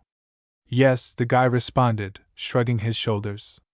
After joining ANBU, I left the Hatake clan house and was given this nice apartment. Scratching the back of his head with his free hand, Kakashi answered with a chuckle, surprised by the baby's behavior, because he was used to seeing her as a violent and uncontrollable fidget, and not a modest, shy one. But you haven't served there for 3 years now, the girl said thoughtfully, standing in the same position with a warm hand on her shoulder, as if it were something akin to an anchor for her mental balance. This is a gift from Minato-sensei, the guy answered hesitantly, as if he wasn't sure whether the girl should know the truth. This apartment belonged to your mother. Kushina madly loved this place, which became her first home in Konoha, but after the wedding of your parents and the owner's move, the apartment was empty for a long time. With a light, slightly sad smile visible through a thick mask, Kakashi spoke quietly after a couple of seconds, as if he was deciding whether to tell her all this. This is probably why, when Minato-sensei and Kushina found out that I left the Hatake house, the teacher ordered me to live here, and after his wife ahem, your dad gave her to me, he finished uncertainly, stumbling over the words about the death of Naruto's mother, and not daring to say that he received this gift in memory of her. If it weren't for the hand of her future commander, lowered onto the fragile child's shoulder, Naruto would definitely have fallen. These words about her mother, father, and apartment cut too much in her heart, causing a strong surge of pain, nostalgia, and gratitude. Without knowing it, she lived in the same place as her mother, perhaps even repeating the fate of the Kunoichi of the Whirlpool clan. Despite the fact that Kushina became a Jinchuriki only around the age of 7, until that time she, too, like Naruto herself, was hated, considered an outsider. And just like her daughter, the mother put everyone in their place with her fists, although she did it much better. This unexpected thought filled the blonde's heart with warmth, because she always believed that everything, technicians, teachers, and even appearance, she inherited from her father. Now the girl understood that her mother, although not knowing it, thanks to the third Hokage, had still given her something, thus allowing her daughter to honor her memory. I told you that these seals techniques. All this is empty, you have always been Kushina's daughter. Kurama purred surprisingly peacefully and even warmly in her mind in a sleepy voice and yawned. Yeah, the blonde cheerfully responded to him, it's clear. And smiled her usual sunny smile, turning completely to the guy, and his hand slipped from her shoulder. However, now she no longer needed support, the Kunoichi was no longer afraid, now she was proud that she lived here. So, this is where we will live after our wedding. She shouted affirmatively, and immediately heard Kurama, who had immediately woken up from his slumber, burst into laughter in his head, and sharply turning on his heels, Naruto rushed like a whirlwind into the depths of the apartment so that the guy, God forbid, would not see her pinkened cheeks. She ran away and left Kakashi, stunned by this news, alone with the information he received. Chapter 8 Young Sensei. After a quick inspection of the apartment, Naruto was finally completely convinced that everything here was indeed exactly the same as it was when she was there. Although it would rather be worth saying that everything remained the same as under Kushina, because knowing Kakashi, it's unlikely that he bothered much with the interior. Smiling widely, the little girl fluttered into the bedroom and, spinning around her axis, jumped up to the large window, which also served as an exit to the balcony. As in her past future, the Kunoichi, approaching the iron railings, looked at the night Konoha from under her closed eyelids. Everything around breathed silence, calm and tranquility, giving peace to the blonde's thoughts and feelings, allowing her to finally relax and forget. Rare dim lanterns illuminated the deserted streets of their native village, giving them a touch of some mystery. The cool night breeze climbed under the girl's light orange sundress, playing with her sunny hair and pleasantly cooling the baby's hot skin. Somewhere in the distance the sounds of the night forest were heard, turning into a simple song of nature.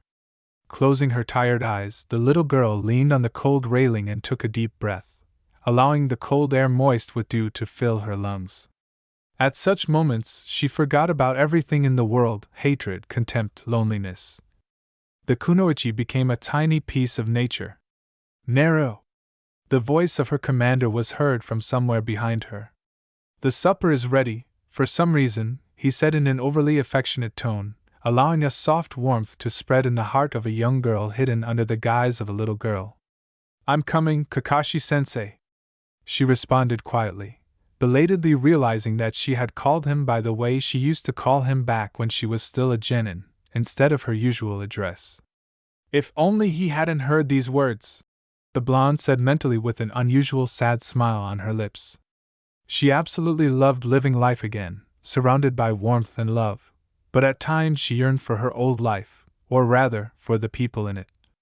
Even if there were too many deaths, injustice, and darkness, it was thanks to them that the Kunoichi first realized what it meant to have friends and cherish them. Here they didn't even know about her existence yet, or rather they knew, but like last time, they were not eager to be friends with her. Yes, it was somehow too strange and selfish on her part, but still sometimes Naruto madly missed her past and future, gatherings with their company, missions, everything. Wake up, your Sharingan-bearing captain is standing right behind you! Kurama barked in her mind, finally bringing his Jinchuriki back from the realm of her melancholy. Sensei? To confirm his words, a question came from right behind him. You're my teacher, so why not? The girl laughed, having managed, thanks to her tailed friend, to return to normal and come up with an excuse for her words. Or do you prefer it when I call you my future husband? She drawled sarcastically, no worse than the fox himself, turning to face the guy.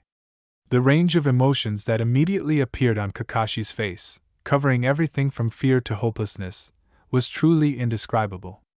Naruto, unable to bear this sight, laughed loudly, echoing the loud laughter of the nine-tailed demon in her head, who appreciated her joke.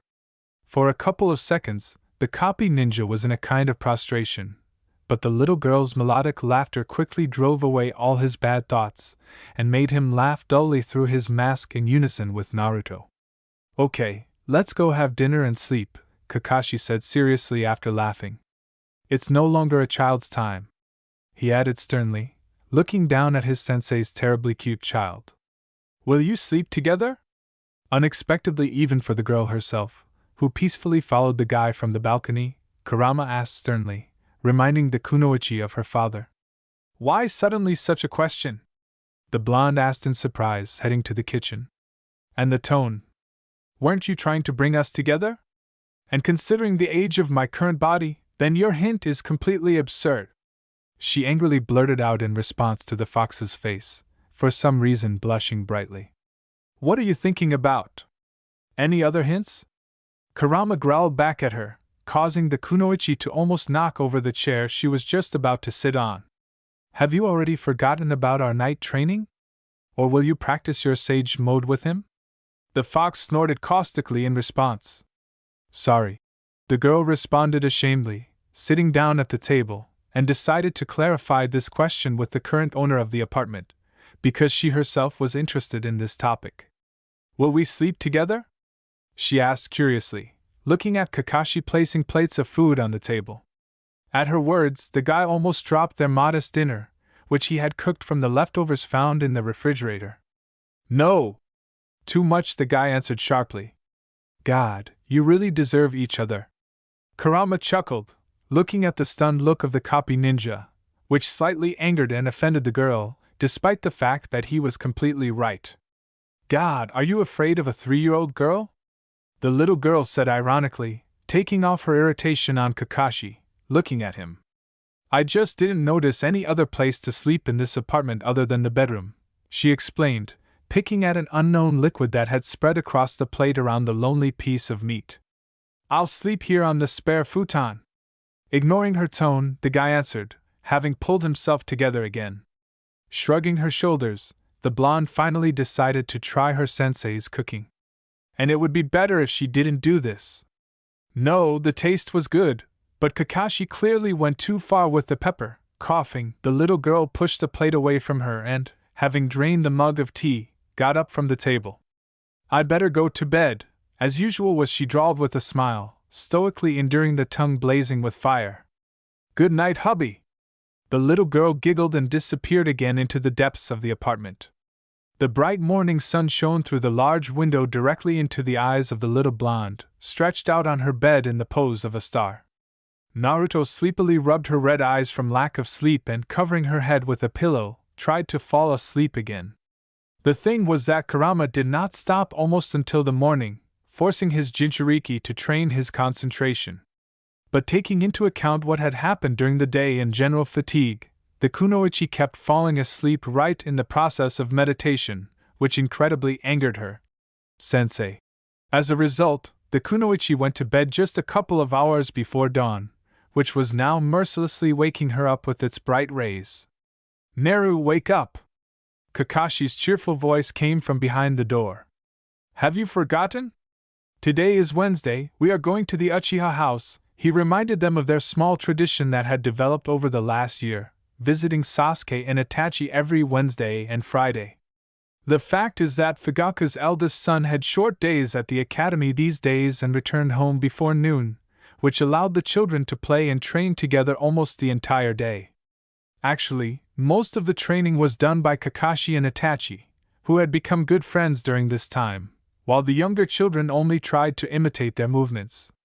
Sasuke simply did not reach the level of the young geniuses of the Hidden Leaf Village, and Naruto, who knew most of the techniques used, was hampered by her still weak child's body. No matter how hard you try, the 3-year-old girl is physically unable to reproduce high-ranking techniques, and her intuition in the face of Kurama whispered to her not to show all her strength just yet. "I'm coming!" she shouted from under the pillow and literally crawled out of her warm cocoon blanket. "Cheer up, Naruto, you remember what we agreed on last night?" Kurama sternly asked the sleepy girl, finally waking her up with his roar. "Today is our big day." "Oh, seriously, you weren't kidding?" she drawled sadly, feeling like a slight migraine was starting to happen because of the tailed one's laughter, and, lowering her legs to the floor, she stretched. "More than," he snorted. "Don't you understand that all this is for your own good?" he said in a mentoring tone, but the girl was ready to swear that at that moment the fox was rubbing his paws and smiling sarcastically, anticipating another good performance. "Okay, I'm sold," she whispered out loud. However, the girl was completely sure that no one would hear her except Kurama, because Kakashi's chakra could be felt somewhere in the kitchen. Naruto walked hand in hand with her future commander through the busy streets of the village, collecting curious glances from passers-by, merchants, and ordinary onlookers. In general, she and the guy always and everywhere attracted a lot of attention. The famous hero of the Third Shinobi World War, the copy ninja Kakashi Hatake, and the daughter of the fourth Hokage Minato Namikaze, the Jinchuriki of the nine-tailed demon fox, Naruto Namikaze. Therefore, the blonde was taken out for walks mainly when the streets became very crowded, and they trained instead of special areas somewhere in the forest. Although, when the little girl walked with her father, they attracted no less attention, but since no one wanted to irritate the Hokage, passers-by did not show their curiosity as clearly as now. However, in essence, Naruto did not care about all this. As usual, she smiled happily at the whole world, ignoring this whole circus. "Hey Kakashi, would you like a dango stick?" A loud male exclamation was heard from almost the entire area, causing a heavy sigh of doom from the guy with a mask on his face. Naruto, without even turning around, recognized the owner of this cheerful loud voice, because at one time his student, and he himself, along with Lee, had pretty much frayed everyone's nerves. No, she loved them in her own way, but long-term communication with them promised any normal person considerable mental problems. Slowly turning to the small cafe where this proposal was shouted out, she, under the curious gaze of Kakashi, examined the young mite guy, noting to herself that 10 years later, when she first saw him, he had not changed much.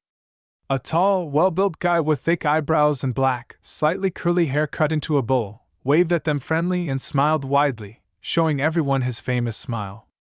He was dressed as always, green jumpsuit, orange striped leg warmers and an unbuttoned Konoha vest. His protector with the symbol of the village on a red ribbon glittered on his belt like a belt. The only differences from his adult costume were bandages on his hands, just like Rock Lee's, and a burgundy scarf wrapped around his neck. "Who is this Brovastic?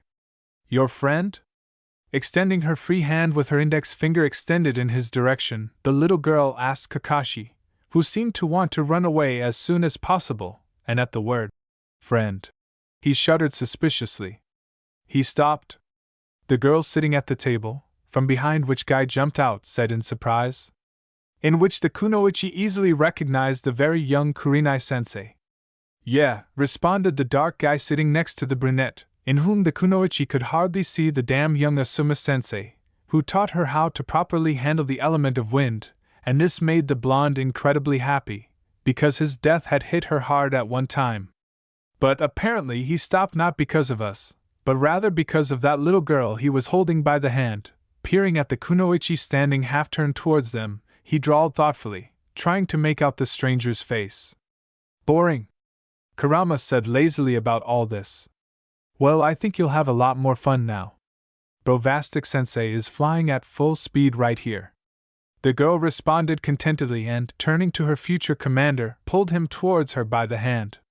"Kakashi?" she drawled questioningly, hinting that she was still waiting for an answer. "No, he is not my friend, Naru, he is mine," he spoke, looking at the baby, but did not have time to finish the sentence, as Might, being nearby, tried to put his arm around his shoulders. Kakashi, with lightning speed, picked Naruto up in his arms, went to the side and stopped right behind the guy in green tights. For some reason, this man considers me his rival, although judging by our score, he is as close to me as the moon. The guy snorted, which greatly surprised the girl. In her memory, Hatake was always hopeless, but put up with the antics of this restless one. Now his words openly showed disdain and indifference, as if they really weren't friends. It looks like what we saw in the future, the result of the eternal pestering of this blessed one. Kurama laughed loudly, as if reading the blonde's thoughts. It's not for nothing that they say, water wears away stones. Having laughed, the tailed one added mockingly, however, to Naruto's surprise, notes of pity for the copy ninja were also heard in his voice. Again, I couldn't hug you. For this I will go home in my arms. Turning around, the guy with the pot said with a smile. Kakashi. Let's go, Asuma and Kurenai will be glad if you join at least this time. Without ceasing to smile, he blurted out and put his hand forward with his thumb raised up. He's funny, can we leave him? The kunoichi immediately clapped her hands joyfully, playing the role of an enthusiastic child, continuing to sit in the arms of the guy, who sighed once again, realizing that the baby was again just mocking them. What a cutie! The power of youth flows from her. Kakashi, who is she? Finally noticing that the guy was not alone, the brunette in green tights asked, looking at the joyful face of the little girl, who herself did not realize how much she missed these strange words, in response to which she smiled even wider. Naru, he is not a dog to be left behind. Ignoring Guy's words, the guy in the mask answered the baby and finally put her on the ground. Believe me, it's much easier with dogs. The guy whispered under his breath, thinking that the girl wouldn't hear him. I want a ninja dog. The kunoichi said thoughtfully, with feigned sadness, having nevertheless heard his last words and remembered about the summoning dogs of the Hatake clan. Oh, okay, in the evening you will have ninja dogs, the copy ninja said doomly, already getting ready to leave, but luck was clearly not on his side, since Guy, whom everyone had already forgotten, managed to contrively hang on his shoulders. Hello, I'm Might Guy. The guy waved his hand to the girl. Treat this little girl to dango and finally meet your old classmates. He shouted right into Kakashi's ear, threatening to stun the poor guy. I want dango. Deciding that she wanted to meet Asuma-sensei and Kurenai-sensei right now, the kunoichi pulled him by the hand in the direction of the cafe. Kakashi reluctantly agreed, although he had been successfully ignoring all his acquaintances for almost 2 years, and led by a smiling Naruto, he headed towards the cafe. Once inside the establishment, the girl looked around and, letting go of the guy's hand, whom Guy had already begun to torment with his proposals for a fight, went to the future mentors of the teams from her class. Without really thinking about what she would say, the little girl walked up to the table where a guy and a girl were sitting, who had previously been watching in surprise what was happening on the street from the side. The woman, who in the future became the mentor of Team Number 8, in the girl's opinion, had not changed a bit in the 10 years that had passed before their meeting in the future. Red eyes tinted with purple eyeshadow, dark red lipstick, and long black hair that fell to her shoulders, where her forehead protector was lost. A short dress with black stripes like ribbons, the right side had a red long sleeve, while the left side had no sleeve at all. Naruto had always considered her an admirable beauty with a strong character and a will of fire. Asuma-sensei, in the blonde's opinion, had changed the most. His black hair, unlike the future one, had grown slightly longer, his favorite beard was missing and, strangest of all, his cigarette. The only thing that showed him as the sensei of Team Number 10 that the girl knew was kind and warm brown eyes. Having met them, the girl involuntarily lowered her gaze, she was so hurt by the memories that had piled up. His death greatly undermined not only Shikamaru, Ino and Chuji, but also her.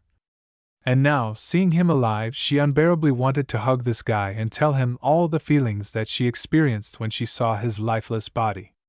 Hello baby, I'm Kurenai Yehi. After a couple of minutes of silence, the brunette couldn't stand it. Are you Naruto, daughter of the fourth Hokage? She asked affectionately to the child looking at them. Naruto Namikaze, it's very nice to meet you, she responded quietly and turned her gaze to the guy, expecting him to introduce himself too. Asuma Sarutobi, he said with a smile, understanding her silent question. Are you Grandpa Hiruzen's grandson? She joyfully blurted out the first thing that came to her mind. He is his son, Naru. Breathing heavily, Kakashi answered instead of the surprised guy. It seemed that he had fought with Guy and probably won, because Guy himself had disappeared somewhere. We've got to go, Sasuke and Itachi won't be waiting for you all day, he continued sternly, without even saying hello to his former classmates. But Kakashi, the girl whined, looking at him with large, wet eyes. It doesn't affect him anymore, get over it! Kurama laughed at her attempts, absolutely not understanding her desire to meet these people. Have you already forgotten about our plans? He either grunted or growled. Why are you with this child? Asuma asked suddenly. Aren't you an ANBU? The brunette asked, looking at the usual clothes of a jounin. Kakashi hasn't worked there for 3 years now. He's my personal mentor and future husband. The little girl blurted out happily, returning her attention to the familiar strangers. Asuma and Kurenai honestly tried to restrain themselves from laughing, but Kakashi's tired face and Naruto's cheerfully smiling face did their job. A couple of moments later, the Copy Ninja's classmates literally doubled over with laughter, laughing for the first time at the genius of their graduation. Well, brother, you are lucky. Your bride is simply beautiful. The brunette squeezed out, choking on the remnants of his laughter, looking more closely at the baby. A light, pale orange, knee-length dress with three-quarter sleeves and small red circles, symbolizing a whirlpool, on the shoulders, which covered slightly curly golden hair.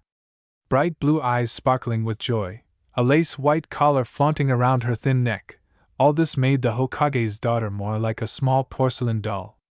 Let's go already, Kakashi said pitifully. If you promise that we'll stop by for some dango on the way back. The girl snorted, sticking out her tongue, demonstrating to everyone her harmful character.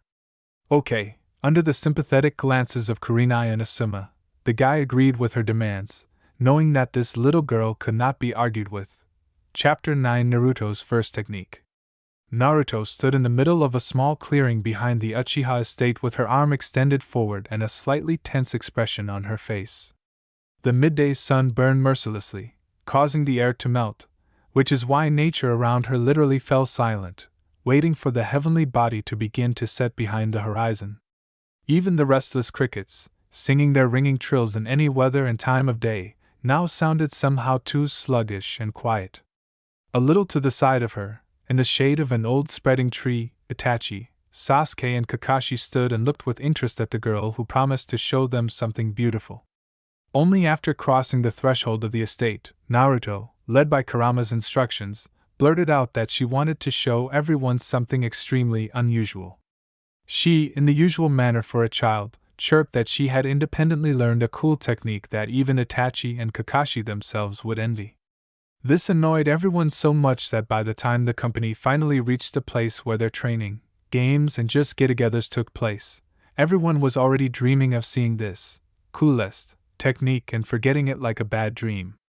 However, the Copy Ninja, knowing what his ward was capable of, preferred not to even think about what exactly this restless little girl had learned on her own, mentally preparing himself for the worst-case scenario.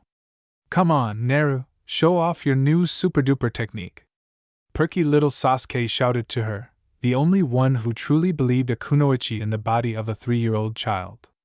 However, the little girl did not pay any attention to this. Completely absorbed in her actions, she tried to concentrate her chakra in her right hand to force her small body to obey the adult mind. Quiet! Itachi whispered, flicking his brother on the forehead sternly, but with a smile. Before performing any technique, a real shinobi needs to concentrate well, which is what Naruto is doing now, he whispered softly, looking at the gloomy boy, rubbing his bruised forehead in surprise. Naruto, calm down and concentrate! Meanwhile, the Nine-Tails growled in the blonde's head. You know how this technique works, you've done it 1,000,000 times already. he said in a mentoring tone, knowing full well that he was demanding the almost impossible from his Jinchuriki. At once more, at once less. You must not disgrace yourself. Show them what the daughter of the fourth Hokage of the Hidden Leaf Village, the last representative of the Uzumaki clan and my Jinchuriki, is capable of. I know, but now, even with my control, it's difficult for this body to complete it without shadow clones. The Kunoichi chuckled in response, feeling her chakra slowly flowing into her right palm. I'd only succeeded once last night. The girl hissed tensely, closing her eyes, feeling a slight ache in her body and a beginning migraine due to such use of chakra. 10 hours before. In the night twilight of an empty room, a miniature child's silhouette fell exhausted onto a soft bed that was so inviting with its embrace.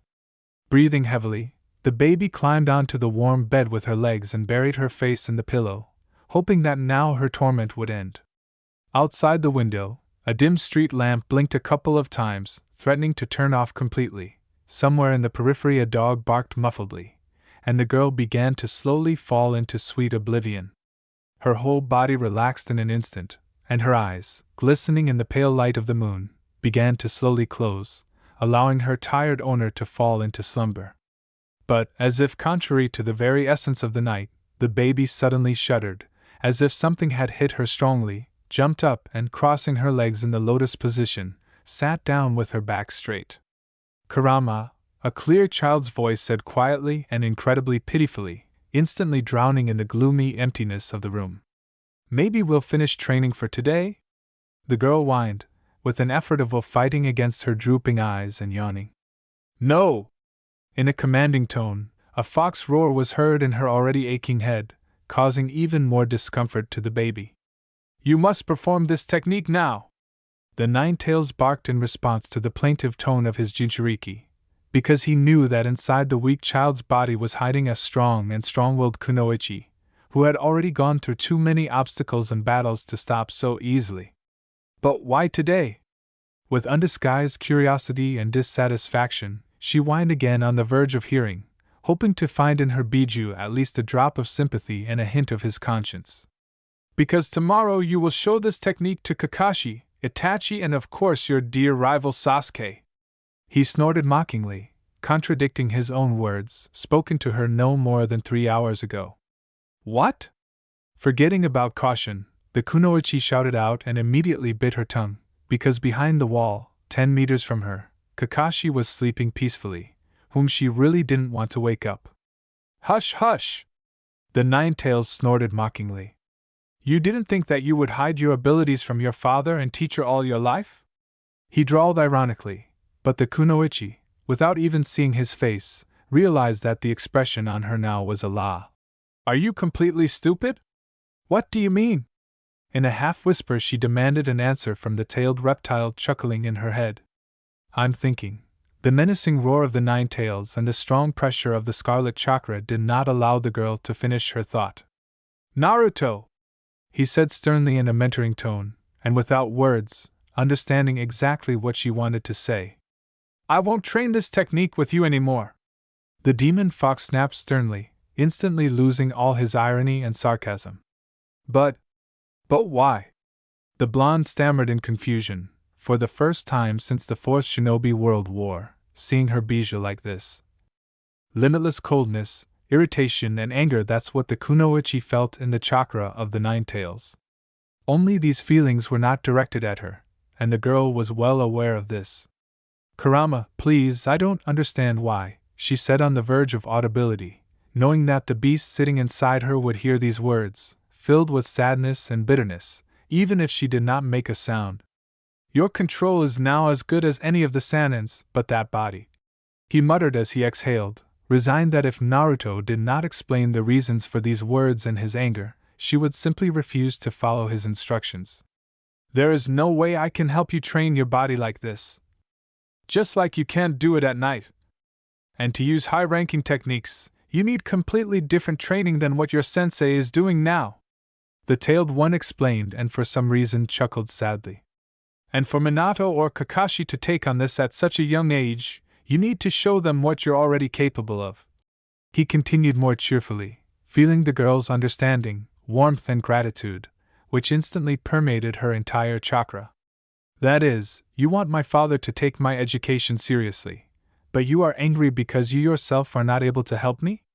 Said the kunoichi, realizing that for the first time Kurama had opened up to her, showing his true feelings, openly showing affection, without hiding behind the mask of a tough trickster. But why now? In just 6 months I will turn 4, the blonde said incomprehensibly, naively scratching the back of her head. Naruto, and this, unfortunately, cannot be cured. The tailed one drawled sarcastically, returning to his normal state, which caused the girl to smile perkily. When do you think your Sharingan-bearing sensei's friend agreed to help Madara in his plan with the infinite Tsukiyomi? The tailed one drawled, and the blonde tensed, realizing that this happened somewhere a couple of years before her birth. When, at his instigation, did the new Akatsuki appear? He continued to ask questions in a mocking tone, hinting that Nagato had long ago lost both Yahiko and his true goal. Also, Orochimaru most likely has already set his sights on the role of Itachi as his new vessel, which means that Sasuke may also suffer, just like in our future. Naruto shuddered and, hunched over, wrapped her arms around her shoulders, remembering what happened to her friends. The Uchiha clan has not yet been slaughtered only thanks to the efforts of Minato, but this does not mean that this will not happen in the future, because Danzo, the main accomplice of the snake Sannin, covets their vile eyes. The Nine-Tails drawled openly mockingly, either taking it out on his Jinchuriki, or really straightening her brains out.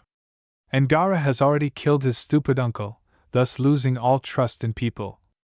However, you might not have felt this, because you seem to think that you still have plenty of time to save all your friends. The tailed beast laughed, causing the girl a migraine and persistent remorse, because she really, enjoying her new life, forgot to think about her original goal, naively believing that everything would begin no earlier than graduating from the Shinobi Academy. Sorry! The kunoichi blurted out, falling face first into the pillow again, but this time the girl was completely relieved of sleep, and now she was trying to hide the tears welling up in her eyes. You don't need to apologize. The fox growled, pleased with the resulting effect. You better show your resolve and kick Madara and everyone else's butts early. He laughed. I will do it. I will show them tomorrow the best Rasengan I can do in this body. Having risen, she said with her usual fighting spirit, extending her fists forward, present tense. The guys standing in the shade of the tree were already starting to get frankly bored. More than 15 minutes had passed, and Naruto was still standing with her arm outstretched and her eyes closed. Kakashi and Itachi, tired of watching this picture, began to quietly talk about the state of affairs in the village. And only Sasuke still watched his friend with interest, waiting for her to show what she was talking about so enthusiastically. Unexpectedly for him, the little girl opened her eyes and looked at her friends with a smile, and a small translucent blue sphere the size of a fist appeared in her hand. It shimmered and sparkled, reminding the boy of some kind of precious stone. You were right, Nara did it! The boy shouted and pulled the hand of his brother, who was arguing about something with the copy ninja. Kakashi and Itachi fell silent at the same time and looked curiously towards the girl. She created the Rasengan, the platinum blonde said in disbelief, his only eye constantly looking at the sphere in the hand of his teacher's daughter. Is this the same famous technique of the fourth Hokage? The Uchiha asked in the same tone, looking at the child no longer with black eyes, but with red ones with black splashes. Yes, but how she did it, I have no idea. To create this sphere, the teacher spent 3 years, Kakashi responded, still not believing that a 3-year-old girl was capable of creating something that most adult men could not do. It looks like Minato is growing a worthy replacement for him. Fugaku's sedate voice was heard from behind them, making both guys flinch. Learn, Sasuke! He chuckled, looking up at his youngest son, who noticed his father before anyone else. Your older brother is graduating from the academy this year as an external student and joining the ranks of ANBU. Looking at the mentioned eldest son, he said with a bit of pride. Again this old man is hurting Sasuke. He's already trying and training every day to become like his brother. Naruto growled to herself, unconsciously increasing the Rasengan to her usual size, moving closer to the others. Then hit him with your ball, you'll see he becomes wiser. Kurama laughed in response, but as usual in such situations, he remained ignored by his Jinchuriki. Did you end up in ANBU?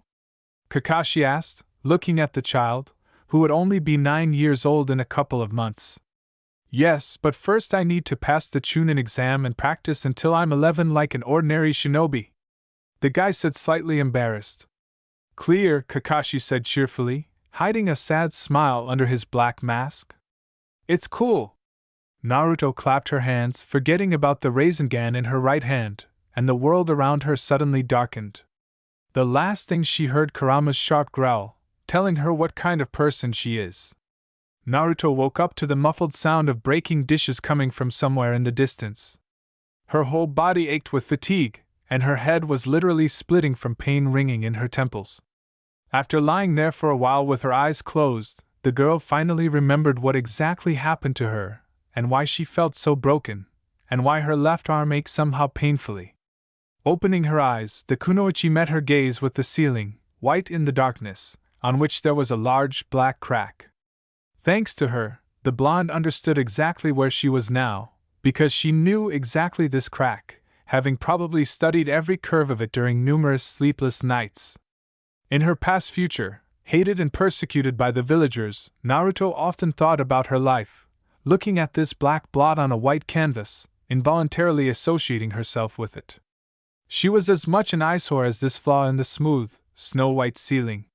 She was distracted from her sad thoughts by an unexpected, completely unrelated thought that arose in the blonde's splitting head.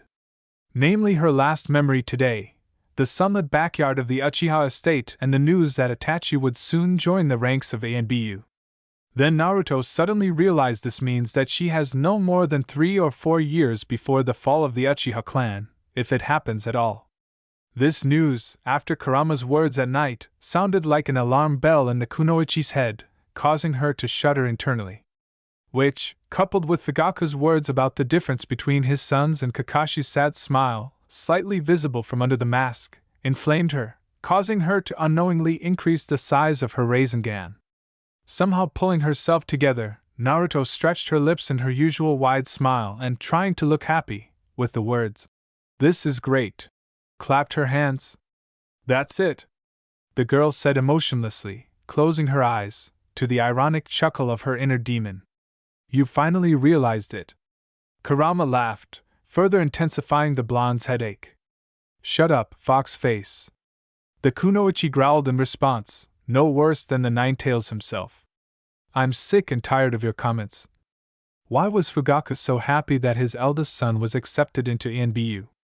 After all, this is a job for cold-blooded killers who are capable of finishing off even their comrades, if this is their task. She huffed irritably, knowing full well how soft-hearted the eldest Uchiha was inside. And this is his attitude towards Sasuke. I'm not surprised that he was so thirsty for power in the future. She chuckled. RR. Better think about who and how brought you here. The tailed one drawled meaningfully. However, he said this not only to mock his beloved Jinchuriki, but also to change the topic, because now for her to meddle in the affairs of someone else's clan was an extremely bad idea. The gears in the blonde's head slowly turned, processing rather obvious information that the brain simply did not want to perceive earlier due to a severe migraine. If Naruto was now in Kushina's apartment, it means that she was brought here by none other than the new owner of this house, Kakashi Hatake. Blushing like an overripe tomato, the little girl opened her eyes wide and jumped up briskly on the bed. But due to the sudden change in position, everything around her immediately began to spin, as if on some kind of carousel, and nausea crept into her throat. At the same moment, a rustling was heard from behind the door, and it quietly swung open, revealing her beloved kunoichi to the blurred gaze. "Neru?" the guy said, slightly surprised, looking at the little girl, red as a lobster, standing on shaky legs in the middle of the bed. "How do you feel? After being hit by the Rasengan, you were thrown back about 5 meters and dragged along the ground for another meter." Walking inside the room, he sat down on the edge of the bed and looked at the bandaged hand of his teacher's daughter. "Everything is fine with me. I think everything will be over by morning." The girl laughed embarrassedly, still standing upright on the bed. Exactly. You are recovering quickly with us. He chuckled, rubbing the back of his head. This is what I wanted to know, changing his tone to a warmer, but at the same time quite demanding, he continued, how did you manage to learn the Rasengan technique on your own? Don't be silent, stupid! After a couple of seconds, the Ninetales laughed. He's not proposing to you, the fox added sarcastically, quietly chuckling at the even more embarrassed girl. Kurama! She barked to herself, to which the tailed trickster laughed at full force, intensifying his already almost unbearable headache.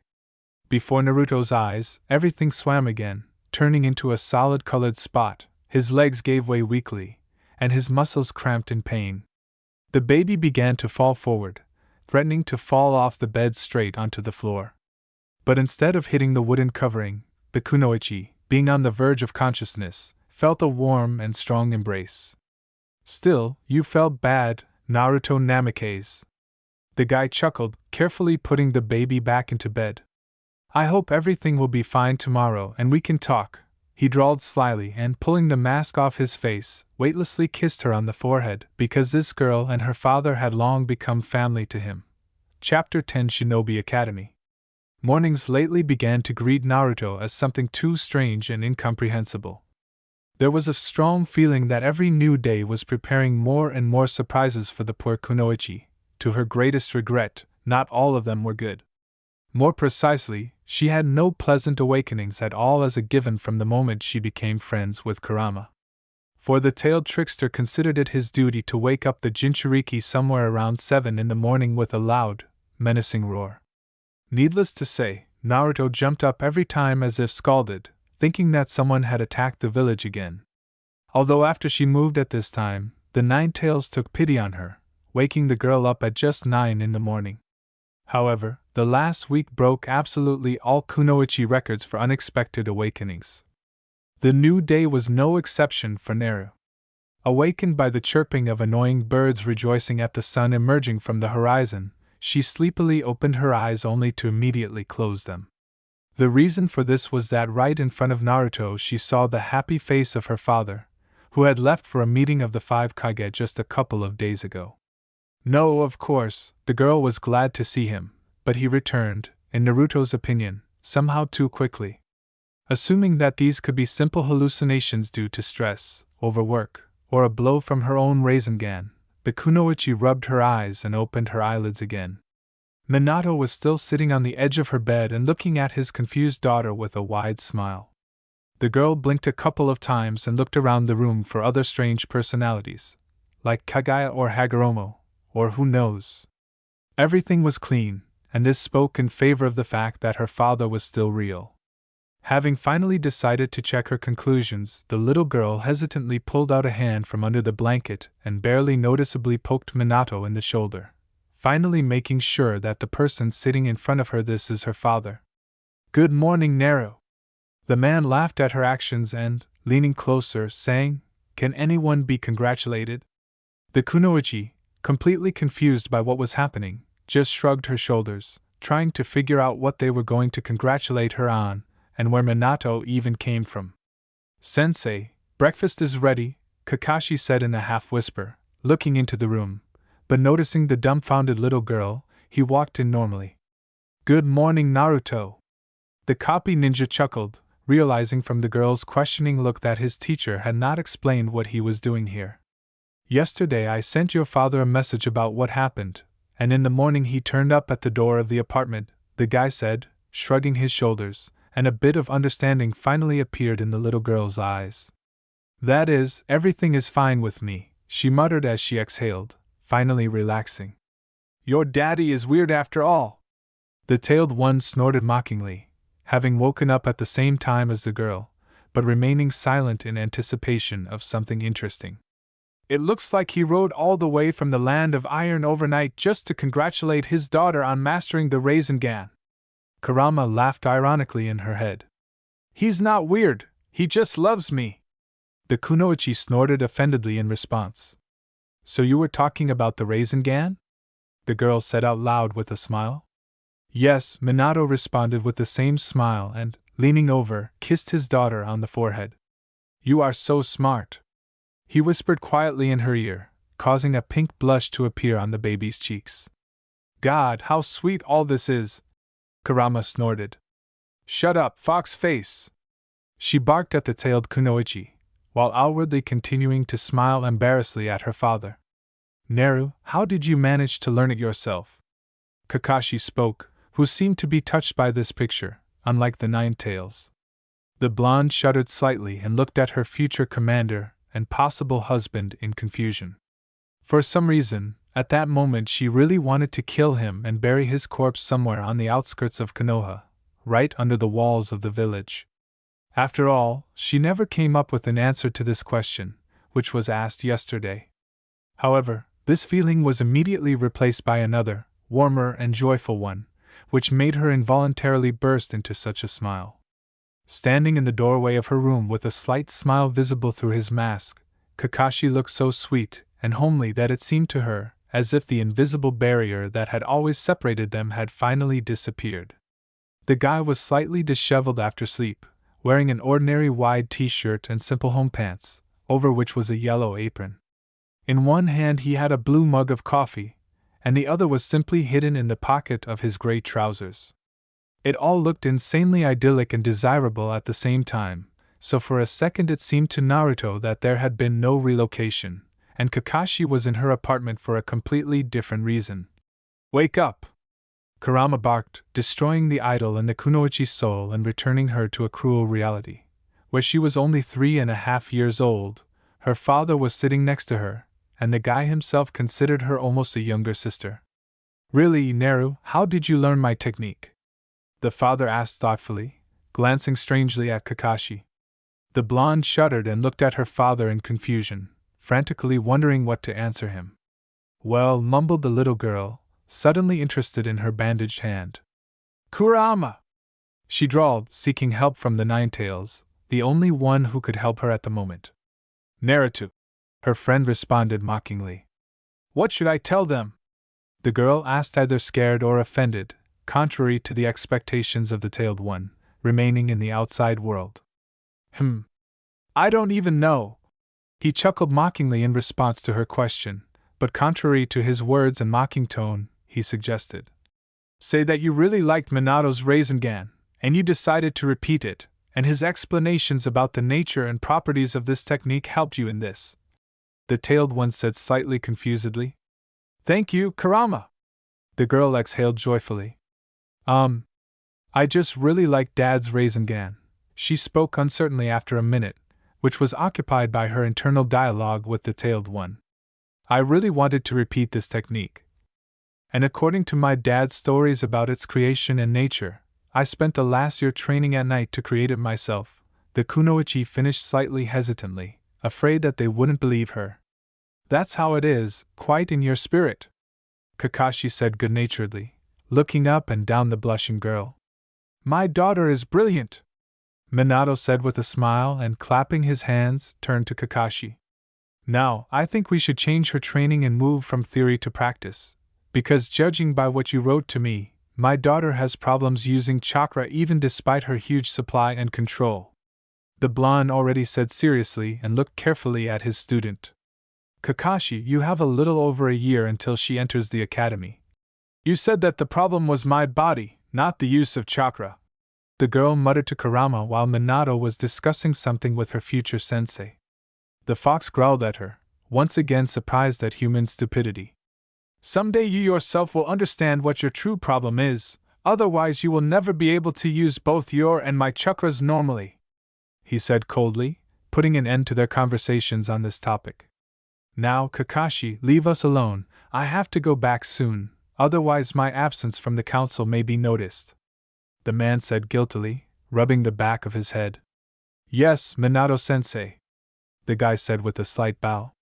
Naru, I'm waiting for you in the kitchen, he said, and without waiting for an answer, he turned around and left the room, closing the door behind him.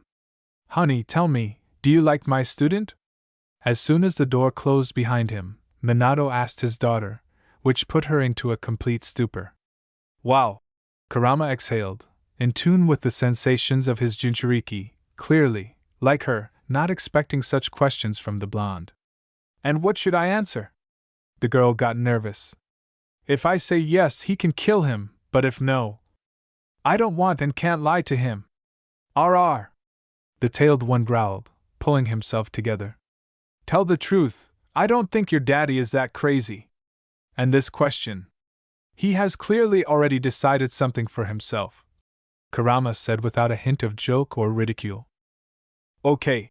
The blonde exhaled exhaustedly, already tired from surprises this morning.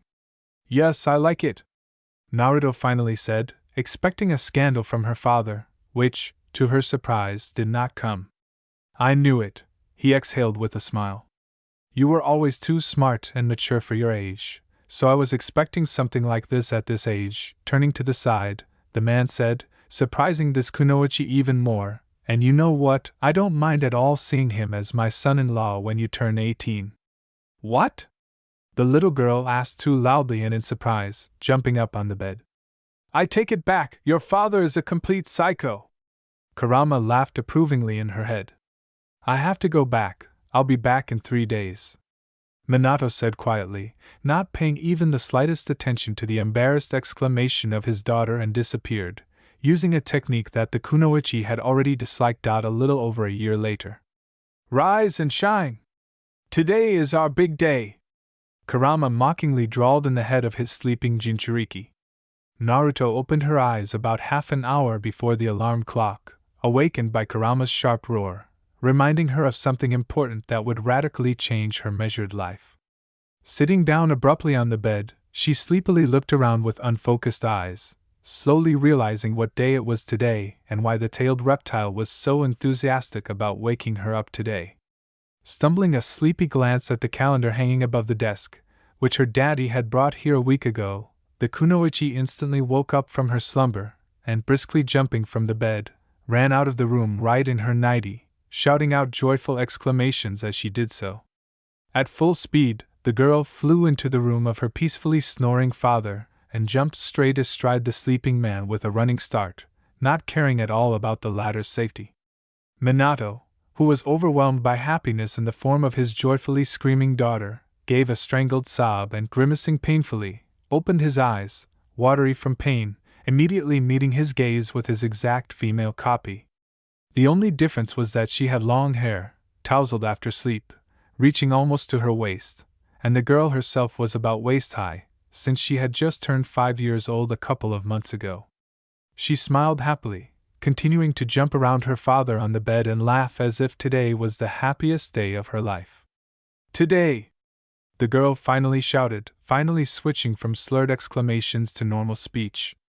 Today I will finally go to the Shinobi Academy as a full-fledged student. She squealed and quickly attacked Minato, who was confused because of her actions. Oh, today already? Still not having come to his senses, the blonde squeezed out, feeling slight discomfort due to his daughter's tight embrace. Neru, what time is it now? Moving away a little from the abrupt awakening, he asked. However, this question of his also went unheard by the girl hugging him. Daddy, I can finally become a real kunoichi, and this is another step towards the position of Hokage. The future heroine of the Fourth Great Shinobi War spoke loudly. Imagine, when I grow up and you get old, I will take your place, and you, like Grandpa Hiruzen, will sit out your pants on the council. Finally unstuck from the poor man, she said with a happy smile. And you're still just as tactful, Naruto! Kurama laughed in her head, watching with her eyes how Minato's face stretched out in indignation. However, that's not about that now. I woke you up so that you wouldn't oversleep as usual. He chuckled seriously, knowing full well that she got it from her father, who, together with his daughter, practically slept through her entrance exams. March to get ready and prepare breakfast. The Ninetales growled so that the blonde, who had long been accustomed to his tone, flinched. Would you like me to cook something for breakfast today? As if having heard the words of the tailed one, the man, who had finally coped with the shock caused by his daughter's words, suggested. It seems he wants to take revenge on you. Kurama drawled ironically, remembering why it was his Jinchuriki who had to learn to cook. The whole point was that the culinary abilities of Minato and Kakashi, who was sitting with her, to put it mildly, left much to be desired. More precisely, their food was only suitable as a new biological weapon. And since eating fast food, as Naruto did before moving in at this time, was strictly prohibited in this house, she, willy-nilly, had to take on the responsibilities of the hostess. But fortunately for all the inhabitants of the house, she adopted this feature from her mother, and she was simply amazing at cooking. "No!" Naruto said sharply, looking at him with a skeptical look. "I'm myself, and you better get yourself in order, otherwise not a single woman will even look at you." She laughed, smoothing her father's spiky hair. "I don't need this," Minato said barely audibly, feeling his heart clench from the memories of Kushina. In vain, nevertheless, having heard his words, the girl responded, having already managed to get off the bed. "I understand that you loved your mother very much, but you can't spend your whole life like this," she said quietly, losing all her joy in a matter of seconds. "I want my beloved daddy to live and not exist," she said sadly, and to the agreement of the Nine Tails, she disappeared behind the door of her father's bedroom. "It is precisely thanks to you that I live, Naruto," running his hand over his face, he said into the void. The Shinobi Academy greeted Naruto and her father with a din of many voices that could be heard several meters away. There were first-year students and their parents everywhere, who had come to see their children off on the first day of school and watch the Hokage's welcoming speech. Approaching the large gate, in which one could see the door to the academy with the leaf symbol and a large inscription, "Fire," above it, the girl squeezed her father's palm tighter and stopped. This was not the first time she had been here since the move, but for some reason, right now, memories of the days spent within the walls of the academy came flooding back to her. Of course, most of them were associated with loneliness and misunderstanding, but there were still good moments that, in the kunoichi's opinion, overshadowed all the bad things that happened to her here. "Don't drift, I'm always with you," the fox encouraged in his own way, feeling the excitement of his Jinchuriki. "I know, fox face," she chuckled in response, not at all offended by her faithful friend. "Naru, are you ready?" Minato asked his daughter with a smile. "It's me who should ask you if you're ready, it's not for me to give a speech to newcomers," the girl said sarcastically. "And don't remind me." The blonde answered with a sigh and, adjusting his headdress with the kanji, kage, gave his face a serious expression. "Let's go to," he said barely audibly and, without waiting for an answer, took the first step. When he and Minato entered the academy courtyard, many fell silent and stared at them in surprise as if they were the seventh wonder of the world. But Naru, like her father, had nothing to do with this, and if the former played the role of Hokage, as his position required, then the girl looked with tenderness at the old tree and the swing swaying under it. It seemed that it had been standing here since the foundation of the village itself, and would stand for hundreds of years. "Naru." A painfully familiar boyish voice was heard from the side. The girl, letting go of her father's hand, turned around sharply and with a smile waved at Sasuke running towards her, behind whom walked Itachi in the NBA uniform and a guy she didn't know in civilian clothes. "Hello?" the girl said joyfully when the boy was next to her. "Why is Itachi with you and not your father?" she asked curiously, waving at the older Uchiha who was slowly approaching them. "Apparently your arrogant friend's dad simply decided not to go, having found something more worthy, in his opinion, to do," Kurama answered mockingly for him, but the kunoichi decided to ignore the tailed man's caustic phrase. So it happened, Sasuke waved him off and, looking at the girl's father, bowed politely. "Good morning, Uncle Minato," he greeted, only to immediately receive a light blow to the black top of his head. "Sorry about him, Hokage-sama," Itachi said with a bow, under the indignant gaze of Sasuke and the surprised Naruto. "Come on, you're like my nephews, so call me uncle." The blonde laughed at this. "Itachi." Meanwhile, a girl began to scream and literally rushed at the guy in the NBA uniform. "I missed you so much where you were," she snorted offendedly, hanging on the brunette's neck, to the laughter of his brother and her father. "Are you cheating on your sensei again with that Uchiha?" Kurama asked ironically, seemingly offended by the girl's ignorance. "I was on a mission," he answered, picking her up by the armpits and placing her on the ground in front of him. And I miss your antics too, the guy said with a barely noticeable smile. Nah. He's like a brother to me, the girl joyfully said in response to the tailed one. Is this that old guy Danzo? The kunoichi inquired busily, however, there was a hint of laughter in her voice. Naru, this is classified information, muttered her father, who stood with Sasuke a little behind them. Really secret? She snorted, but immediately looked with interest at the second guy. And who is this? The blonde asked curiously, looking at her new victim. Short, disheveled black hair, a fairly wide nose and thick eyelashes, which, coupled with a kind look, looked extremely attractive. He was dressed in the standard clothes of the Uchiha clan, a dark shirt with a high collar and ordinary dark pants, and behind the guy's right shoulder he could see a tanto, attached with a leather fastener, worn on both shoulders and thrown over his chest. This is Shursui's brother, Sasuke answered instead of Itachi, moving closer to his friend. And this is the daughter of the fourth Hokage, Naruto Namikaze. The boy nodded in her direction and introduced her. Shursui Uchiha? She asked slightly thoughtfully. His eye was used by Itachi in that raven, immediately flashed through her head.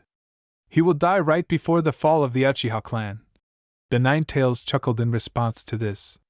And you're cute, the guy said, not at all embarrassed by his friend, his brother and the girl's father. You're nothing like that either, but I already have a fiancé, she said with a smile, to the heavy sighs of the others, who knew this unfortunate man very well. Is this our Sasuke by any chance? He asked fervently, glancing sideways at the boy next to her. No, this is, the girl spoke, no longer at all embarrassed by this topic, but was interrupted by Shikamaru, who appeared as if from underground. Sheik! The kunoichi sang joyfully, immediately forgetting about the conversation with Shursui and threw herself on the neck of another friend. Your future husband heir to the Nara clan? The guy asked in surprise, taking her exclamation and actions as an answer. Son, I didn't know you were in such a relationship with the Hokage's daughter. Shikaku's stern voice came from behind him. Naru realized that it was him by his sticking tail. Hello? A greeting in Kakashi's voice sounded somewhere behind. What's going on here? Silent scene. A curtain. Oh my god, Naruto, you are simply brilliant! Kurama neighed indecently, watching this minute-long performance from the side. Yeah, the blonde agreed with him sourly. No, Shika is my good friend, and my future husband Kakashi. Chapter 11 Irika-sensei. Naruto sat in the classroom during a short break between classes and, with her head down on her desk, shamefully hid her face behind a shock of golden hair. The future darling of the entire village, the heroine who saved the world from endless Tsukuyumi, was glared at by most of her classmates. And while the guys looked at the Hokage's beautiful daughter with curiosity and poorly concealed interest, the female half of the group glared at the poor blonde with envious glances and quietly whispered behind her back. The reason for everyone's attention was an incident that occurred a week ago, on her first day at the academy as a student. Naruto, as usual, not paying attention to anyone, started talking about her future groom Kakashi, and, as it turned out a little later, in vain. The culprit for everything was none other than Shursui, whom she had recently been terribly wanting to quietly knock and bury under a tree in the courtyard of the academy. The guy from the Uchiha clan, who attracted her so much at the beginning, and during their short dialogue, confused the girl's cards in a couple of seconds, which led her to a similar situation. In some unknown way, he, although one could argue here, Naru stubbornly thought so, managed to weave into the story, in addition to the culprit himself, Sasuke and Shikamaru. Everything would be fine, because as a result, she finally explained to the brunette where he was wrong and who really captivated the heart of the little princess of the Hidden Leaf Village. If not for one small nuance, people frozen nearby like curious gophers, having heard only snatches of their spicy conversation. These gossips immediately spread the rumor throughout the academy that the daughter of their beloved Hokage was playing tricks with the heirs of the Nara and Uchiha clans. Also, these deaf idiots made up a story about how Minato himself, despite his daughter's relationship with the future heads of powerful clans, looked for his best student to be her husband copy ninja Kakashi Hatake. Is it worth explaining that after the spread of these stupid gossips, reinforced by the constant presence of their two main characters next to Naruto throughout the academy, the student life of the kunoichi became even more unbearable than it was the last time? And it all started so well. The kunoichi complained once again, remembering how she spent a whole week thinking about how to behave with her past and future friends. The girl desperately wanted to make friends with them as early as possible, which, in light of the rumors about the little monster, as the whole village called her behind her back, and the fame of the local trickster, driving almost the entire top of Konoha to white heat, was already extremely difficult. And she came up with a good plan, but enough! The tailed reptile, who had settled deep in her subconscious, growled at this cry of the soul, interrupting another attack of melancholy of his Jinchuriki. This time at least you have these dunces. He chuckled mockingly, trying to cheer up the blonde in this way, but instead caused another sad sigh from her. To be fair, it should be noted that her friends really were always there, protecting her friend from particularly annoying individuals, of which there were a whole bunch at the academy. Shika and Sasuke together stood up for the girl and morally supported her, even despite the fact that they didn't really get along with each other, communicating solely because of this sunny girl. But all their concern from the outside looked a little different, which inflamed the young gossips even more. And even understanding how it all looked, neither the first nor the second simply could leave Naruto alone in this difficult situation, and the girl herself valued them too much to drive them away. This resulted in some kind of strange vicious circle, giving rise to more and more problems. And now, to her right, sat cold and impassive, like an ice floe, Sasuke, putting on the mask of a true Uchiha at the academy, who periodically glanced sympathetically at the back of his childhood friend's head and squeezed her small palm under the desk as a sign of support. And on the left was Shikamaru, indifferent to everything around him, as usual, sleepy, thoughtfully scribbling funny poems about classmates and teachers for her in his notebook. Both guys understood perfectly well that, albeit indirectly, they were to blame for the blonde's depression, which, in their opinion, was worried about the similar attitude of others towards her. Of course, they were also objects of attention, but unlike the girl, they simply ignored him, skillfully pretending to be brooms. And there were many fewer questions for them than for the mysterious personality of the daughter of the fourth Hokage, who was hidden from everyone, and all parents categorically forbade their children to communicate with her. However, the handsome Sasuke Uchiha and the young genius Shikamaru Nara themselves caused a lot of noise and exclamation, and not only from the girls. True, they were deeply concerned about this, which, in turn, further aggravated their hatred of the only one with whom both guys communicated. In fact, at first the kunoichi herself planned to distance herself from her friends, because due to her past life she was accustomed to such a negative attitude. Her entire life before graduating from the academy was riddled with hatred, contempt, and misunderstanding, and the kunoichi naively believed that she could easily ignore her in the same way as at that time. With a pleasant bonus in the form of a father, two close friends, and a lover who was slowly but surely coming to terms with his future fate. But to see people dear to my heart, with whom I had fought more than one battle, so indifferent and even hateful, it was surprisingly painful. "Hello," sounded uncertainly from somewhere outside, causing the girl to let out a quiet martyr's groan. Almost at every break, someone approached her, trying to either get acquainted or accuse and quarrel. She no longer wanted to understand this, because the first one simply wanted to get along with her convoy at the expense of the kunoichi, as the Nine Tails dubbed those who were always scurrying next to him Jinchuriki, Sasuke, and Shikamaru. Kurama in general was a separate topic in this whole story. He found some strange thrill in the bedlam happening to the blonde, assuring her that this was the first step towards normal relationships with others.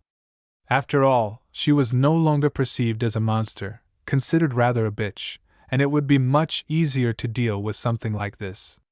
For, knowing the nature of this quarrelsome girl, he was sure that as soon as the others got to know her better, their opinion would radically change. However, these encouraging words somehow didn't really save the blonde from his sarcastic comments from the prompter's booth during such acquaintances.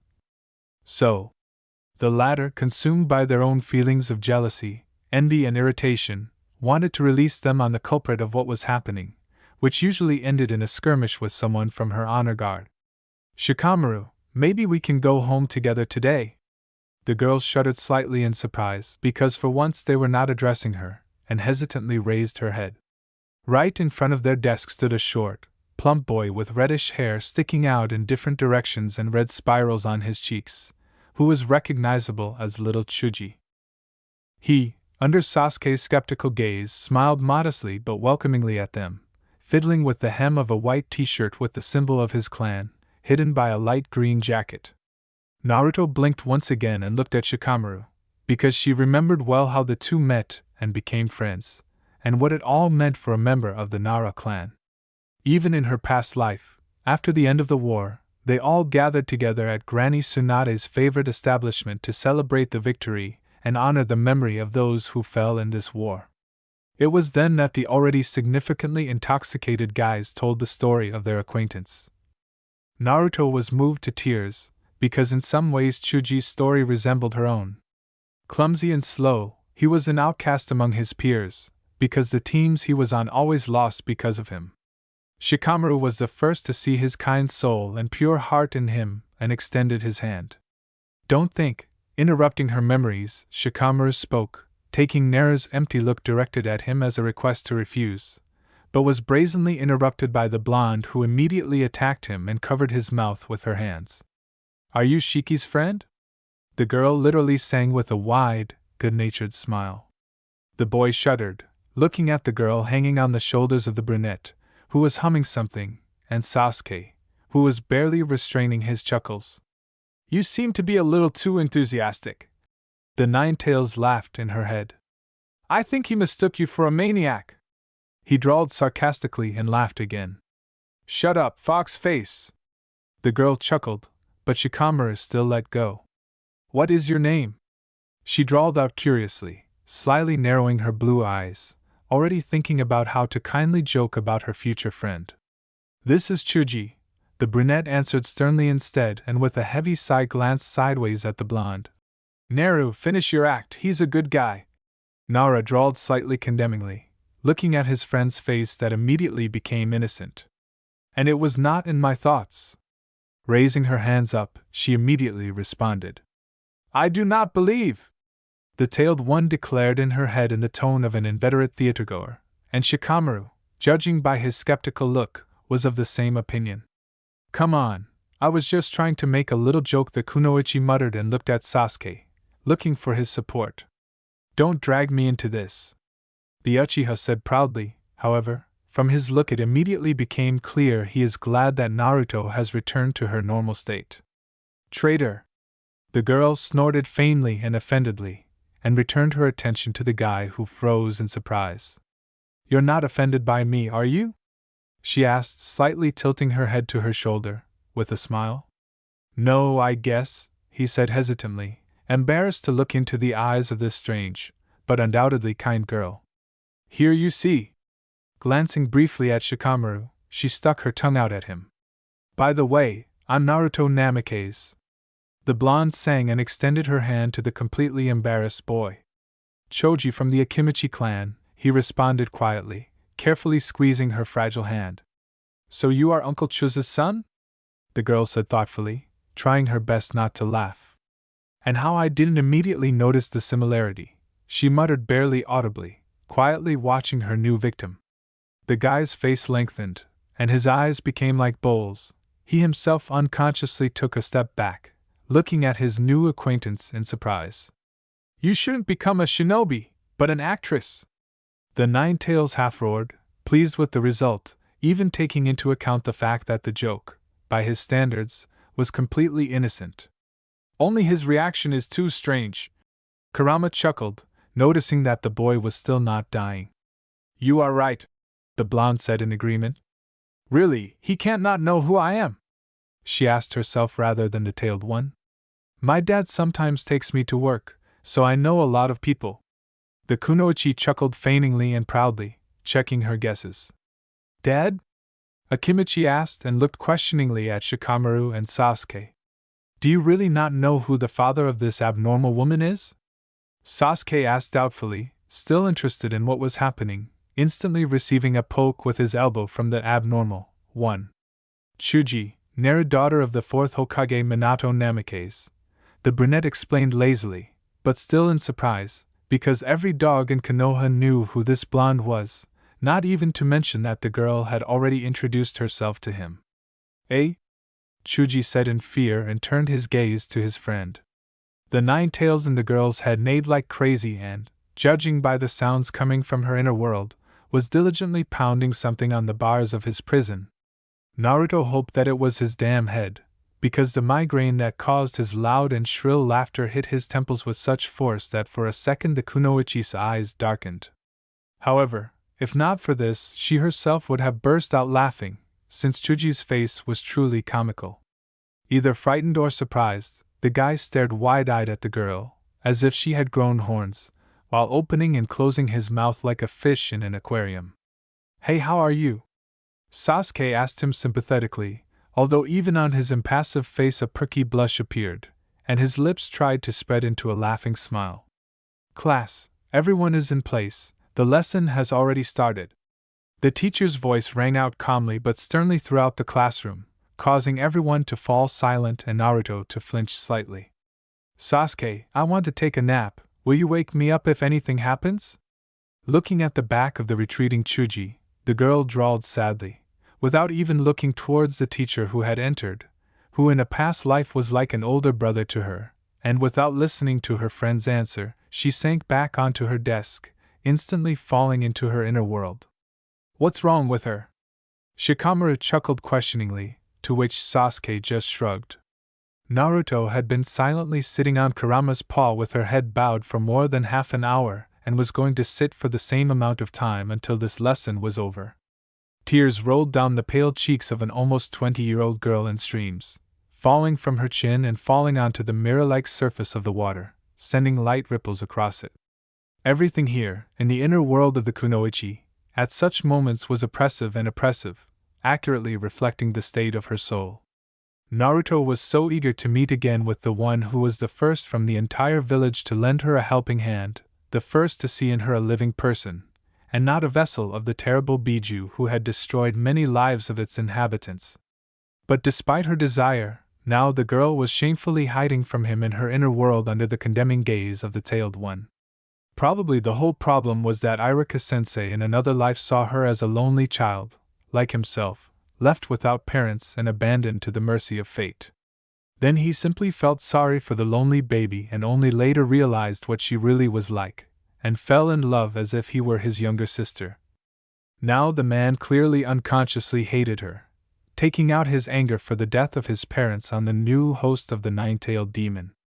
She saw it in the depths of his eyes when she first met Minato at Minato's commencement speech. Afterwards, the kunoichi was cowardly afraid to look into those sad eyes, so as not to experience the pain that she felt that day. No, of course, in her past life, Iruka also did not immediately extend his hand to her, but then there was not an ounce of hatred in his gaze, only irritation and hopelessness. This was painfully wounding and depressing, because in her past and future she considered him to be something like a father or older brother, always ready to listen, understand and support. Finish it. Kurama finally barked, unable to withstand the tension that hung here with the appearance of her first sensei as a Jinchuriki in his life. Although in fairness it should be noted that he stoically endured her blues for almost a whole week. "What are you talking about?" The girl responded colorlessly, trying to play the role of the felt boot, without even raising her head to the feisty-tailed one. "You know perfectly well what I mean," the fox said ironically, ready to slam this annoying insect, who had imagined who knows what about himself. "I know." The girl threw up her head and spat in his tone. "But here's what to do about it, I just can't imagine," she said sarcastically, piercing the nine tails with her gaze. "Oh?" Her friend smiled wryly, even a little glad that she had come out of her melancholic state. "Maybe you'll just behave the same as last time?" The fox distorted her voice and abruptly pulled his paw out from under her, rising on all four paws incapable of anything but yelling. This time there was no hint of sarcasm or irony in his tone. "It's not like last time, Kurama!" The blonde barked in response, without even rising from the floor, and glared angrily at the tailed creature towering above her. "You're wrong, your Irika didn't hate you then or now." He chuckled in response to this and looked at his girlfriend with an angry look. "He hates what's inside you, me." Kurama growled so that the golden hair of his Jinchuriki fluttered back, revealing Naruto's tear-stained face. "Last time he hated me just as much, but you, my dear, didn't even notice it, because then you didn't know the nine-tailed monster sitting inside, didn't know that I was a part of you, and simply ignored his hatred, which related exclusively to me." He growled angrily, breaking the surface of the water with his tails into millions of small splashes, reminding the blonde of his past self. "Now you perceive us as a single whole," lowering all his 9 tails, he said more calmly, once again mentally complaining about human stupidity. "But," the blonde mumbled slowly, looking in disbelief at Kurama's native face. "That's enough, Naruto. I don't intend to develop this topic anymore, so if you want to say something, then get out of here." The tailed one snapped. "Nope." The blonde shook her head with a radiant smile, and immediately jumped to her feet. "Tell me, do you think I will always remain like this in this place?"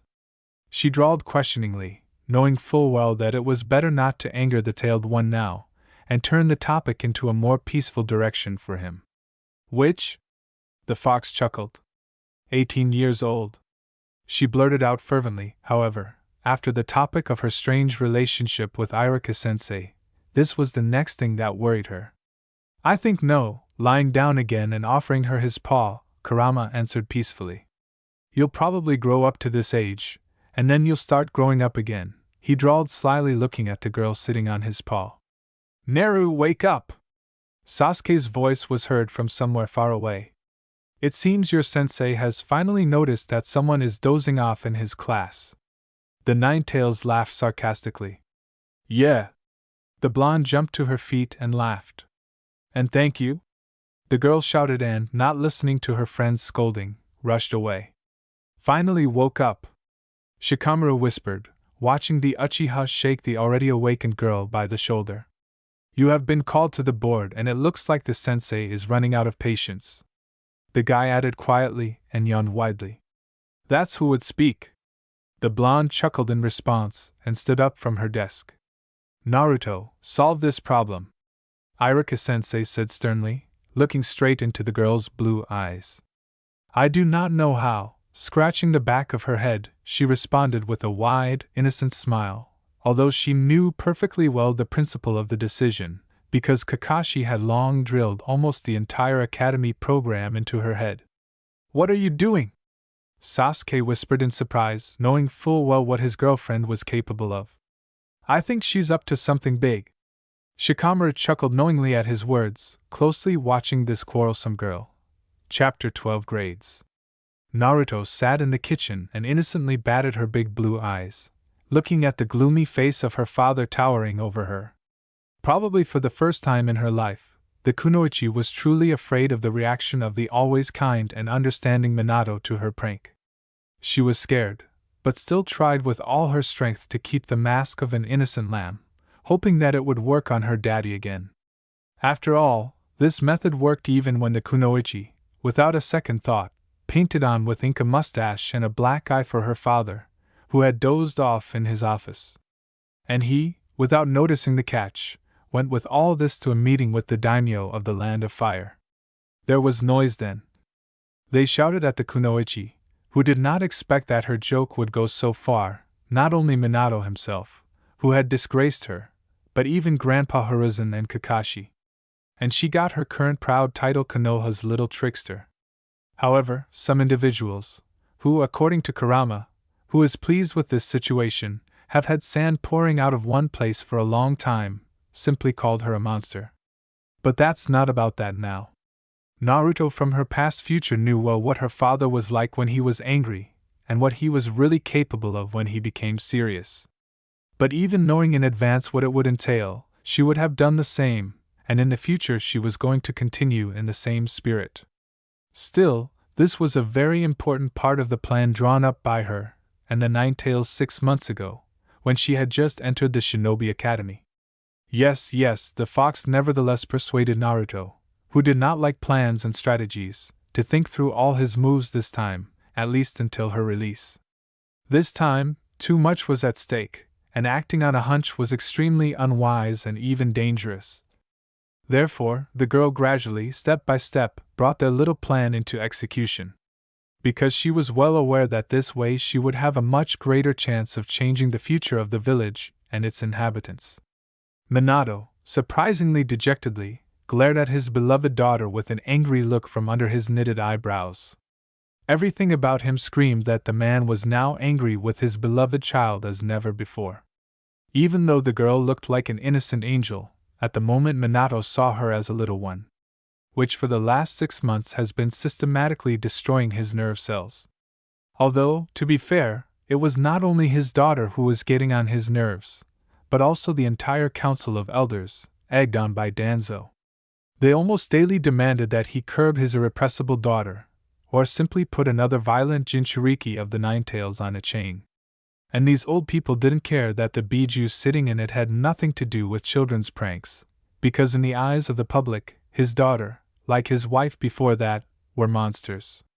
This saddened and irritated the man many times more than any of Neru's antics. In truth, to some extent he was even grateful to the Nine Tails for saving his life, because otherwise Neru would have had a very hard time. Separating father and daughter was a small square table covered with a bright orange tablecloth with small white flowers. 2 gray clay cups with already cooled jasmine green tea stood alone on it. This tea had already become a tradition. Minato brewed it every time he intended to have a serious conversation with his naughty daughter.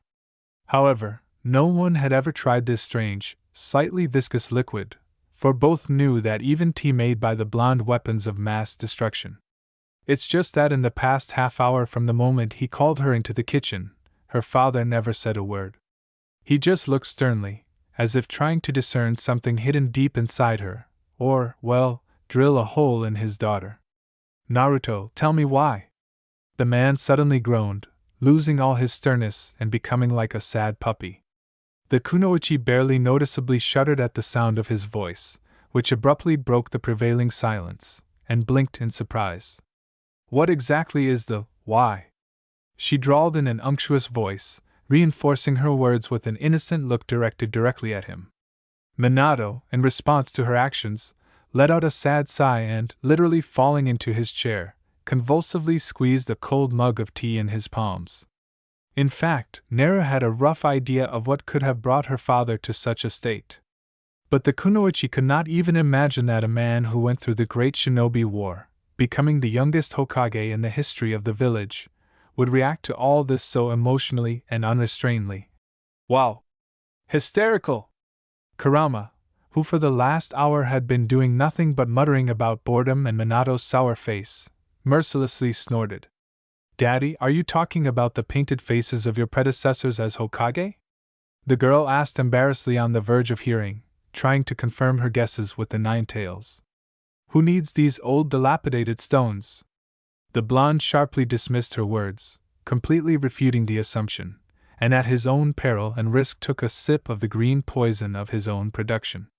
What? The Nine Tails in his favorite vessel said almost in unison, watching as the blonde grimaced and coughed after a small sip of tea. Your dad seems to have finally, the fox said somehow too shocked, knowing better than anyone else the pedantic and terribly correct character of his former Jinchuriki husband. And I told you that you shouldn't make fun of him anymore. The girl snorted gloomily at this, but immediately shuddered dangerously with her whole body and glanced sideways at her pale father. Wait a minute, if this had nothing to do with it, then why was he so angry with me? She realized, dreaming of escaping into a warm small cell in her inner world. Well, lately you and your convoy have done a lot of things. Kurama drawled ironically in response, trying to remember everything and highlight what could be the last straw.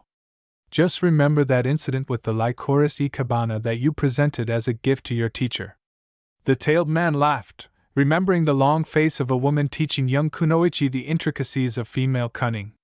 But she was beautiful. The blonde said offendedly in her defense. You're right, she was just gorgeous, but it's a morning flower. Kurama responded sarcastically. I know, she answered gloomily, remembering the lecture about flowers that Ino gave her in her past future, when Nara was finally forced to take up training so that she could become a chunin. You have already paid in full for this trick. Having finally regained the ability to speak, the father smiled at the girl, interrupting her dialogue with the fox's face. Or have you forgotten where the windows of my office face? Minato chuckled mockingly, returning to his previous state for a second. Iruka coped with your punishment without my help, Minato said distantly, looking somewhere to the side. I was talking about your grades and behavior at school, Naruto. Turning sharply to his daughter, the blonde said dryly and once again looked at his careless child. In the first few seconds after these words, Naruto honestly tried to digest them and understand them, but as soon as the meaning reached her brain, the kunoichi almost fell out of her chair. No, she, of course, understood that her father would not be happy with bad marks and failures in all subjects and constant reprimands, but so, finally learned to read between the lines, not just my words. Your dad knows perfectly well what you are really capable of. The fox growled angrily, trying to bring his Jinchuriki out of his stupor. Naruto, I know that you already went through all this with Kakashi. As if having heard the words of the Nine Tails, the man said wearily, looking sternly at his child. In addition to special items for kunoichi, of course, the blonde immediately added, but you don't have any problems with them. Apart from the fact that almost every time you make ikebana from funeral flowers, and your poems and makeup come out suspiciously gloomy, he grinned, knowing in advance what the reason was since his daughter had always been a surprisingly cheerful child with a rich imagination. Dad, Naruto began with a sad sigh, preparing to give the speech he and Kurama had prepared in advance. I don't want to be hated and shunned even more because of my knowledge and abilities. The kunoichi lowered her gaze, feeling how everything inside was torn because she was lying to the person closest to her. Even taking into account the fact that this was not advertised, almost everyone knows that I am the Jinchuriki of the nine-tailed demon fox. And if I suddenly turn out to be a genius, they will simply rob me, the girl said surprisingly seriously for a 5-year-old child, continuing to look at the orange tablecloth. Minato shuddered and immediately looked away, knowing full well that his daughter was right 1,000 times over. He never hid either from her or from the others that his child had become a vessel for the terrible Bijou. But he naively believed that only the top of Konoha and people close to it knew about this, as it turned out in vain. Naruto started talking about this when she turned 3, telling her father that sometimes she finds herself in a strange place where a scary demon with 9 tails sits behind bars and grins. He calls her, asking her to open his cage, threatens her, tries to scare her, and she runs away in tears. After that, he had to explain to the little girl who it was and what was happening to her. And the rest. From the sidelong glances of the villagers, the whispers behind his back, and Kakashi's reports about the attitude of those around him towards Naru, he realized that everyone knows everything, but they don't fly. They do not want to understand and accept reality, pretending to be 3 caution monkeys. Everyone naively believes that if they pretend that the Jinchuriki does not exist, then it will not exist. If they despise it and avoid it, then the darkness of the most terrible and evil of the tailed beasts of the shinobi villages will not touch them. But by doing this they are only making things worse for both themselves and Naruto. Understand, the man responded monosyllabically, without even looking at his small but so strong daughter. Sorry, he added quietly, and then felt small warm arms hugging his neck tightly. Ask him now, Minato is ready. Kurama growled mockingly in her head, trying to ignore such a touching moment. I know without you, fox face. Naruto snorted in response to this and, slightly loosening her grip, looked into the blue eyes of her father. I wanted to ask you something, Dad, she said softly and smiled tenderly at her father, more because of his sad face than out of necessity. Whatever you want, darling. He responded more cheerfully, feeling that because of this childish smile the bitterness inside him was disappearing. I want to learn the Thunder God technique, the little girl said happily. This technique will help me be in several places at once. She added to herself, wondering how many people she could save if she mastered it. It will work out, it's you. Kurama laughed encouragingly in her head, as if sensing what exactly she was thinking about. Isn't it a bit early? Minato asked the blonde doubtfully, examining the small, fragile figure in a soft peach dress just below the knee, standing in front of him. I learned the Rasengan on my own. The girl stamped her foot and frowned funny, puffing out her pink cheeks like a hamster. Okay. You'll have the Thunder God technique, Naru. Little Minato laughed at these actions and instantly felt the strong embrace of his daughter on his neck. When Kakashi gets back from his mission, I'll give him some work to free up a couple of hours a day to train with you, he said thoughtfully, wondering how best to unload his day. What, Grandpa Hiruzen doesn't do all the paperwork for you yet? Releasing him and stepping back, the kunoichi ingratiatingly asked him in a slightly ironic tone. All of it. The Ninetales chuckled confidently at her question and burst out laughing. Oh, you just don't understand. I'm allergic to all these damn reports. The father muttered offendedly, reminding the girl of a 3-year-old child. Yeah, he has allergies. The girl chuckled with a smile. By the way, what kind of mission did my Kakashi go on? I haven't seen him for a couple of months now. I haven't seen him within Konoha, almost letting slip about her sensor abilities, and therefore about the Undersage mode, the blonde asked. Don't tell me that you can already sense someone else's chakra. Minato blurted out, eyes wide, still noticing his daughter's slip. Heh. Still your father. Crazy, but not a fool. Kurama growled contentedly, seemingly not at all upset that another of Naruto's secrets had fallen. Are you kidding me? The kunoichi inquired briefly. Yeah. The Ninetales chuckled in tune with her. Here you go. The girl hissed, swallowing the obscene word on the tip of her tongue.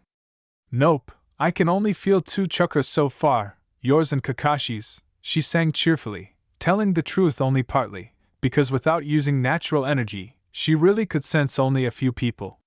So what is the mission? Is he doing it with his new team? The blonde asked, knowing in advance the answer to one of her questions. No, he decided to work for a couple of years as a simple jonin, the blonde said with a distant look, clearly dissatisfied with his student's decision. And about the mission, this is classified information, Naru. The man said sternly, rising to his feet. Oh, come on! The girl snorted, resembling an angry cat at that moment. I'm your daughter, and there's no one to tell me this secret except Shiki and Sasuke, and they will definitely remain silent, she muttered under her breath so that Minato could hear her. No, Naruto! Father snapped. I can only say that he will return no earlier than in a month.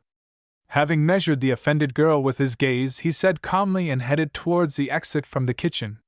Today I'll work longer in the office. I need to sort out the waste paper a little, so that in a month I'll have time to train with you, he said as he left, but the girl, who had managed to return to her chair, no longer listened to him, completely immersed in a dialogue with her tailed tenant. Lying to your father, it's disgusting. The young blonde plopped down in front of the Ninetales in the lotus position and said gloomily. Well, tell him the whole truth about us. The fox demon responded ironically, baring his teeth in his terrifying smile. Yeah, and then with a 90% chance I'll end up in a mental hospital like a violent madwoman. She clasped her hands and glanced maliciously at the tailed one. Although I think you'll like it there. Brothers in mind all around. The girl laughed sarcastically, watching her old friend's eyelid twitch nervously. I doubt it, because you, as an extremely antisocial person, will most likely be shoved into a solitary ward, Kurama answered mockingly, watching as the kunoichi pouted again, who once again failed to pin him. What makes you think that Minato won't believe me? She snorted, the first thing that came to mind, and immediately realized that she should have remained silent. That's what you thought, not me! The Ninetales immediately laughed, habitually finding fault with the girl's words, and added ironically, myself. The girl shouted out in a very mature way and, hesitating slightly, looked at the tailed one. I understand that we haven't discussed this option, but why not just tell him everything? The blonde asked in a more restrained tone, seriously thinking about this possibility. There are several reasons for this, Naruto, Kurama said in a mentoring tone that he only used during their secret training. First, there's a 50-50 chance that Minato will believe you. Secondly, he may not share your point of view, considering that everything should go on as usual and those who died last time should die the same way. The tailed man chuckled, seeing how confused and even slightly frightened the girl looked at him. And you shouldn't make such a face. There are people who believe in fate and believe that you shouldn't even try to change it, he added a little softer. And third, the most likely of my options, when Minato finds out about the upcoming war, he will definitely not be idle, trying to prevent it. And if for no reason the Hokage of the Hidden Leaf Village moves, then Akatsuki, along with their unforgettable Sharingan-bearing leaders, they'll get suspicious and everything will go wrong. He finished methodically, resting his head on his folded paws so that his nose was directly in front of the kunoichi. How difficult is all this? Naruto moaned forcefully, clutching her golden hair. Don't worry, someday you'll be able to tell everyone everything. The fox demon grinned widely in something resembling an encouraging smile. Yeah, the girl chuckled ironically, imitating her Bija's facial expressions. I wonder where Kakashi-sensei is now? Placing her hands on the demon's muzzle and leaning her chin on them, she asked a rhetorical question in order to somehow escape from her thoughts. I think he's with that little man who used wood techniques to contain my chakra, looking for Orochimaru's next refuge, the tailed one said thoughtfully, relaxing next to his Jinchuriki. I missed him, Kurama, she whispered sadly, hiding her face in the soft red-brown wool. I know Naru, Chapter 13 Groom. Kakashi, slightly hunched over, silently walked through the dense forest that surrounded the village of the Hidden Leaf on all sides. He had not been here for more than a year, but for some reason the copy ninja did not feel the joy of returning to where his home was. Rather, this place caused him a gloomy insanity. The closer the village was, the more crushed and oppressed he felt. However, what feelings could a guy have about the place where he lost his father, killed his first friends and teammates with his own hands, and almost lost his beloved sensei? The only thing that somehow made Kakashi happy was the upcoming meeting with Minato and his sunny daughter, who literally pulled him out of the darkness last time. Although after this task, all this darkness and cold attacked him with renewed vigor, bringing with them the nightmares that had tormented him before.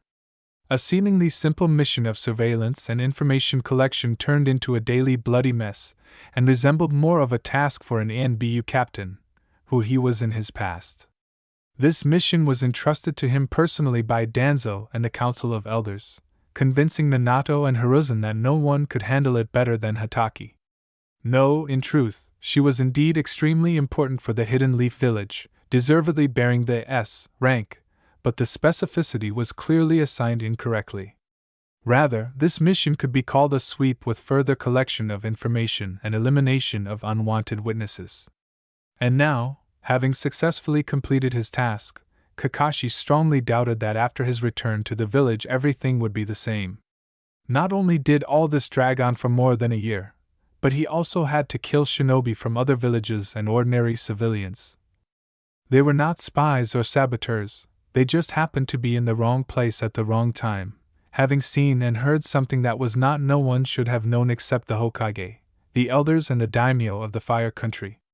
And this fact made Kakashi's soul even worse, because after his acquaintance with Naruto and his dismissal from ANBU, he thought that he would not kill those who did not pose an immediate threat to Konoha and its inhabitants. His hands were no longer just elbow-deep in the blood of enemies and friends. Now it seemed to him that he was completely covered in this scarlet liquid, feeling how it tightly enveloped his entire body. In his nightmares now he saw not only the death of Obito, and how he kills Rin with his own hands, but also how his sensei and his sunny baby were cut into huge gaping holes with the help of Chidori. On the horizon appeared the light walls of the Hidden Leaf Village and the large open gates of Konohagakure, leading straight to the main street. And the keen ears of the copying ninja heard the hum of the voices of merchants inviting buyers, playing children and ordinary passers-by into their shops. Exhaling heavily, Kakashi straightened up like a string, pulled his usual mask of equanimity over his face, and with a quick, confident gait walked straight to the green gate, above which the leaf symbol was inscribed and the inscriptions, Shinobi, on either side of it. No one should see the weaknesses of the hero of the Third Shinobi World War. No one should know how much blacker the soul of Kakashi Hatake has become over this year. Naruto sat in the lotus position on her father's stone head on the Hokage rock and meditated. At least, from the outside it looked that way. In fact, the girl in the body of an almost 7-year-old child intensively absorbed natural energy, and immediately directed it to Kurama. The latter used it to almost completely hide the chakra of the other 8 bijou. The kunoichi also unsuccessfully tried to sense other tailed beasts, now scattered throughout the world. According to the 9 tails, she could not do this at this time for several reasons. First, the bijou not only did not share their power with her, they did not even know who the Jinchuriki of the 9 tails was now. Second, at a great distance, her fragile connection with the rest of the tailed beasts was too insignificant. And third, under the above conditions, she could feel them only during a severe emotional breakdown of their Jinchuriki, which happens extremely rarely. But this did not stop the restless blonde, and over again, with the tenacity of a ram, she tried to feel the thin thread connecting her with other bijou and Jinchuriki. At the same time, Naruto, as always, hoped for the almighty maybe. With the seals of the Whirlpool clan, it worked out. However, she still had nothing to do besides this nonsense. Sasuke, Shika and Chuji, with whom she began to communicate thanks to a member of the Nara clan, have recently been constantly busy with the affairs of their clans after the academy. Her father was missing all the time from work due to the fact that he studied with her for just 3 hours twice a week. And Kakashi, who had always been there since childhood, entertaining the little girl with games, training and just his company, had not appeared in the village for more than a year. Minato stubbornly remained silent about the reasons for his delay, saying only that he would return very soon. But these encouraging words did not make Naruto feel any better. For almost 2 years of studying at the academy, the girl never found any other friends.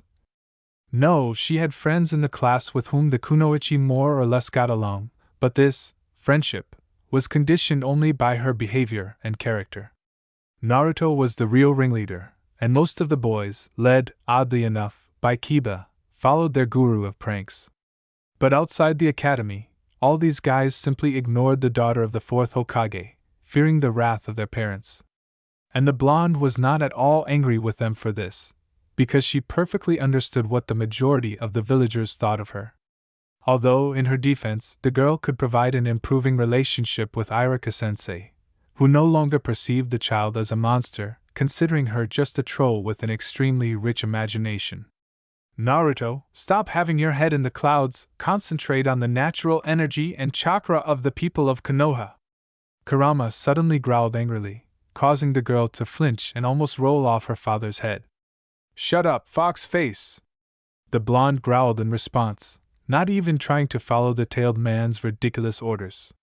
Why would I even need to monitor the chakra of the villagers? She asked irritably, unable to concentrate and merge with nature at the same time. This is your new workout.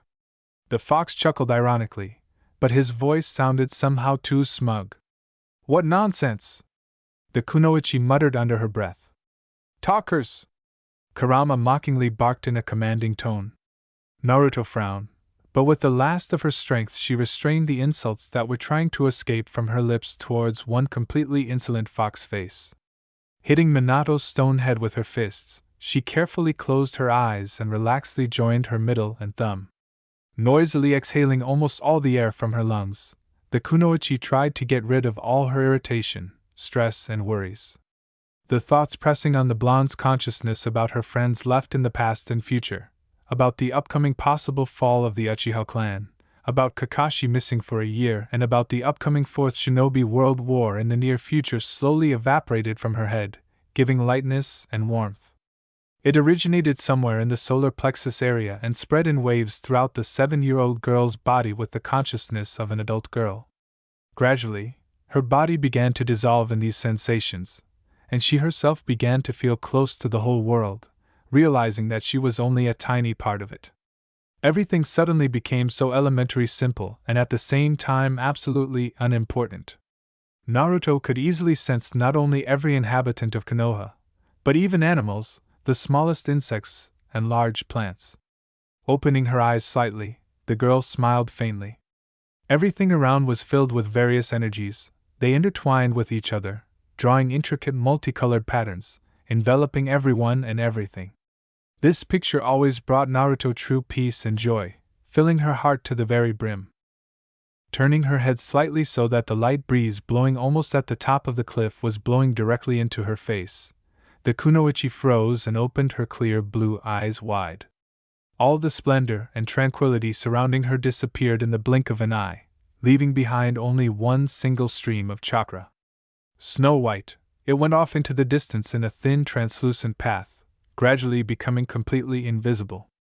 Naruto seemed to stop breathing, slowly realizing that this was not a vision, because the one who owned this chakra had been absent from the village for too long. Really, the blonde whispered with just her lips, continuously watching her native chakra Kakashi. Finally you noticed him! The Ninetales laughed sarcastically in her head. I thought you'd never feel your beloved sensei's chakra! He growled rather ironically, again ignoring all the touchingness of the moment. Thank you, the girl said more clearly, ignoring all the fox's hairpins, and rose to her feet. I wonder what is the fastest way for me to get to the gate. The blonde muttered, looking down at the village. Jesus, Naruto, where does your brain go when it comes to your favorite sensei? The fox chuckled angrily. What has your dad been trying to teach you for a year now? He spat caustically, leading his Jinchuriki to a rather obvious conclusion. Thunder God technique? The blonde asked in surprise. Bravo! The tailed one mockingly drawled, clapping his hands for greater persuasiveness in his mockery.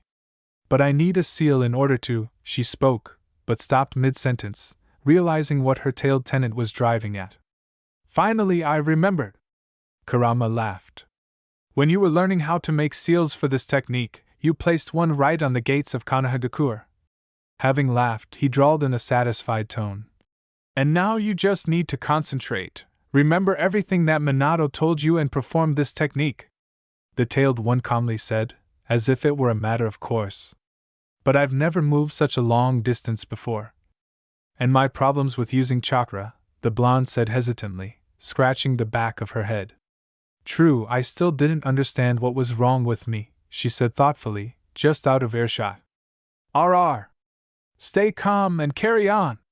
The fox growled menacingly, which immediately gave rise to a slight migraine in the girl's head. Aren't you the one who's been buzzing my ears about how much I miss this Sharingan bearer? The tailed tenant said mockingly. Don't call him that. The kunoichi immediately snapped.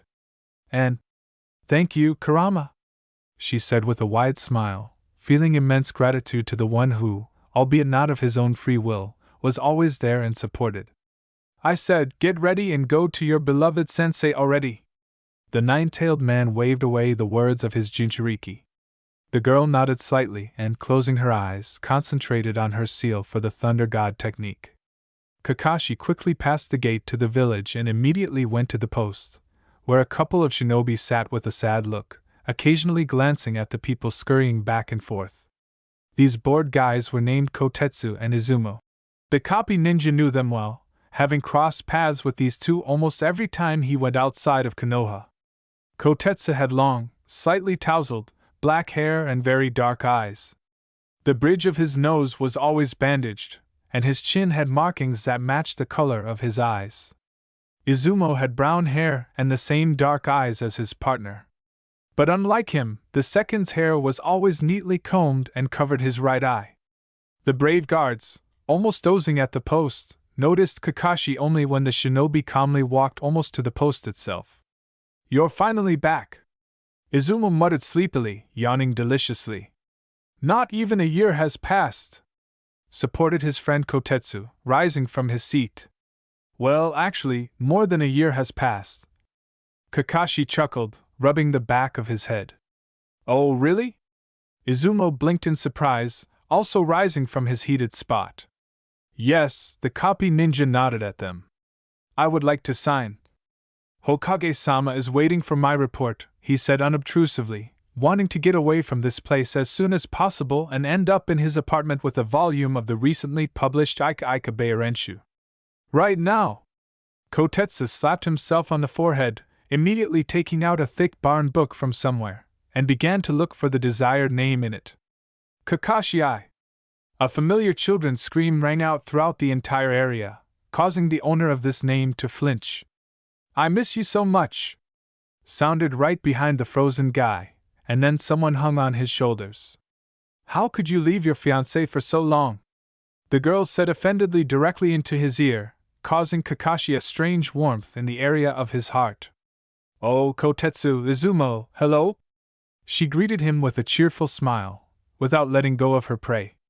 Naruto-sama, the shinobi said in unison with a slight bow, and the poor guy again felt a kind of shock.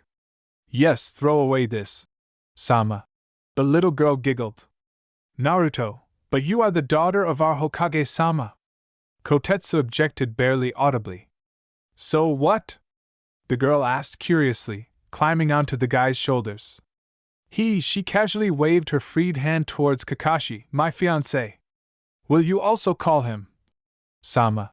The girl asked the confused guards with slight gloating, and then quietly slid towards the face of the copy ninja in another attempt to remove his mask.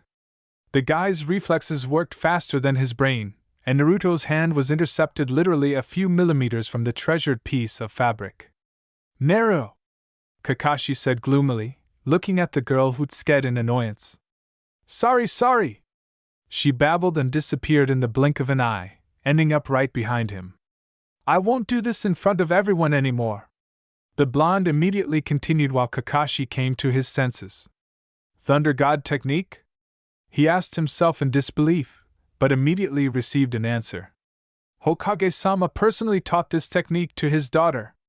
Kotetsu told him proudly. See what a brilliant daughter-in-law you have! Naruto giggled from behind him and, without waiting for an answer, grabbed his hand, causing the guy to twitch slightly. Let's go home. Dad will be glad that you're finally back. The girl sang with a smile and immediately pulled him along with her deeper into the village. Chapter 14: The Fall of the Uchiha Clan, or the New Renegade. Naruto walked thoughtfully along a small street in Konoha, not paying any attention to the sidelong glances of people. Lately she's had too much going on to worry about such little things. Although even without this, the girl preferred not to notice the hatred of those who in the future almost idolized the nine-tailed Jinchuriki who saved their village, and indeed the whole world. By the way, about Sasuke, who had done a lot of things, but after coming to his senses and fighting with her shoulder to shoulder against Kaguya, for some reason they preferred to keep quiet. Either they were afraid of his eyes, which after the war became even more dangerous than the usual Uchiha Sharingan, or they still considered the last representative of this clan to be a vile nukenin. Naruto didn't really delve into this issue then, hoping that over time, when Sasuke finally returned from his redemptive campaign to Konoha, everyone will already forget about this and accept him the same way they once accepted her. The kunoichi slowly stopped and snorted mockingly under her breath. After such thoughts, a picture immediately arose in her head of how her eternally cold and withdrawn friend found himself in the center of a crowd chanting his name. For a second, the girl's face lit up with a radiant smile, which, alas, faded away as quickly as it appeared. Now she shouldn't bother her head with such nonsense, which may never happen again. Naru wasn't too worried about the academy, where after 3 years everything had more or less settled down. Now she and her honorary escort in the form of Sasuke, Shikamaru and Chuji, who joined them, began to be treated as a very common occurrence. True, the daughter of the fourth Hokage, no matter how hard she tried, never had any friends. The girls considered the beautiful blonde with big blue eyes, always surrounded by 3 future heads of clans and easily communicating with almost all the boys at the academy, their worst enemy. And, to the horror of Naru herself, this Cold War between her and the female members of the Shinobi Academy was led by her future best friends, Haruno Sakura and Yamanaka Ino. No matter how the kunoichi tried to change their attitude towards herself and smooth out all the rough edges in communication, these two perceived all her actions as if she was doing exactly the opposite. Even her proposal to introduce them to Sasuke, Shika and Chuji in person, and to walk around the village together was perceived by them as another mockery. That is why Naru, after consulting with Kurama, decided to leave all relationships with the female part of her future friends for the future, when she finds herself with one of which there are 7 in team number. Shaking her head, Naruto again slowly walked along the street flooded with the golden evening rays of the warm sun. Now was not the time to think about it again. It was unlikely that anything really worthwhile could come to her mind, which was filled to the limit. And in general, the girl had to hurry up, because for once she had to attend the reception as the daughter of the 4th Hokage Minato Namikaze Naruto Namikaze. Officially, it was a reception in honor of the inauguration of the head of the ANBU, the heir to one of the strongest clans in Konoha. Therefore, any delay on her part, as the formal representative of the Hokage, will be regarded as disrespect for the head and his clan. But for Naru it was the most ordinary trip to visit Sasuke and Itachi, except with not very pleasant bonuses in the form of an overly expensive dress, uncomfortable high-heeled shoes, and a heavy hairstyle in which her long hair was pulled up. No, of course, the blonde looked, despite her 8 years of age, according to Minato, simply stunning. A soft cream-colored dress with open shoulders, a fluffy knee-length skirt, and a light cardigan to match. In addition to this, a small clutch, simple beige pumps with small heels, and a tight thick braid of her golden curls, with flower clips woven into it, made her look like a real little princess. But all this was not hers at all, and she never considered herself beautiful, despite the ardent convictions of Sakura, Ino, and, no matter how absurd it may sound, Kurama. The reason for this reception in the Uchiha house, as already mentioned, was the celebration of the promotion of the eldest son of the head of the clan, Itachi, who just a couple of days ago was appointed to Kakashi's old place, that is, ANBU captain. No, of course, the Kunoichi knew that this had to happen, but so soon. He just recently turned 13 years old, and he is already a captain, and at this age ordinary children are just graduating from the academy. And to her horror, the girl understood perfectly well how all this could affect the childish psyche of the kind-hearted Itachi, and be imprinted there for the rest of his life. The position of the head of ANBU is hundreds of times more difficult than that of an ordinary private, although even a simple soldier of this elite group works extremely hard, without pity or fear. And the bureaucratic side has absolutely nothing to do with it. The captain is entrusted with the most difficult, dangerous, and bloody missions. He is something of a berserker, ready to kill both his own and others in order to carry out the orders of his superiors. Kakashi had already shown her by his example what this could lead to. Cold, darkness, and detachment, that's what was in the eyes of this 13-year-old boy, who had only served as an ANBU captain for a year. Over time, after his dismissal and a little rehabilitation, as the Kunoichi dubbed her innocent jokes on him, Kakashi moved away, perked up, and even began to smile sincerely. But as soon as he returned to work as an ordinary jounin, all this returned, and the guy himself began to avoid any meetings with her. He motivated this by the fact that Naruto had long needed to grow up and throw all the nonsense about brides and love out of his head. The difference in age, position, and his dark past, all of these were arguments against her communication with a man who was already grown and closed off from everyone. And even Minato couldn't help her with this, although Naruto could see how painful it was for him to watch what his only surviving student was turning into. However, the Kunoichi, egged on by Kurama, did not give up, and her seal of the God of Thunder technique on Kakashi's back, which she secretly placed on the day of his return from the very first and long mission, helped her find her victim almost anywhere, though so far only in within Konoha.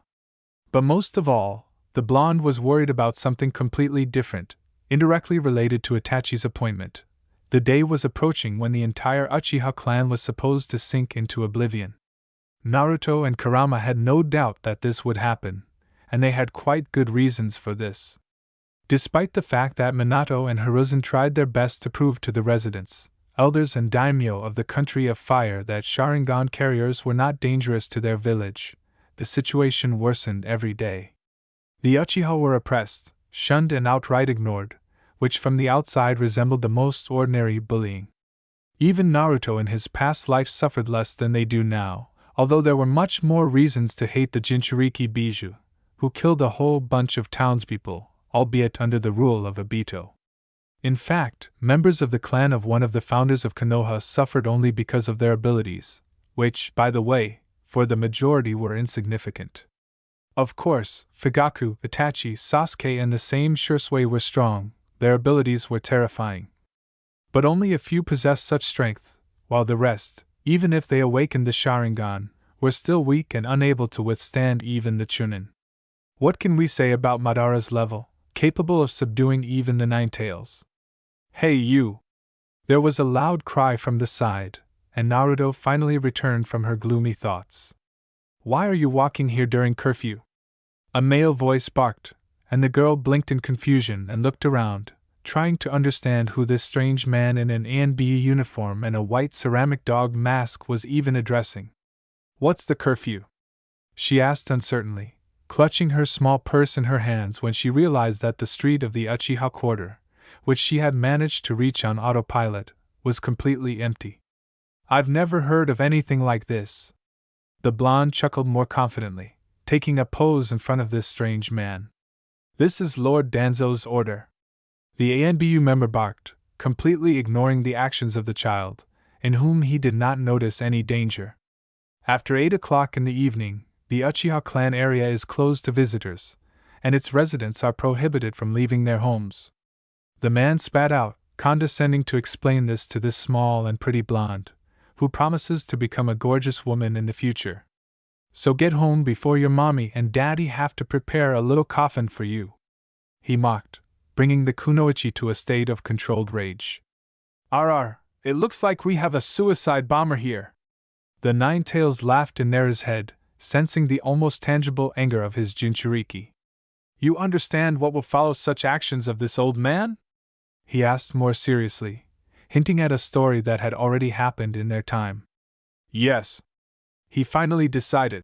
The girl snorted, thinking about how best to deal with this suicide bomber. Because all the members of this branch of ANBU are not simple elite fighters, these people were trained by Danzo almost from childhood, and they did not obey her father, but this vile, power-mad old man. Do you even know who you are talking to right now and who exactly you say will have to buy the coffin? She asked, slightly annoyed, trying to figure out if the name Minato would save her. Oh, well, who are you? The shinobi laughed disgustingly, instantly finding himself next to her and once again examining the child in front of him with interest. Is she really the heiress of some powerful clan?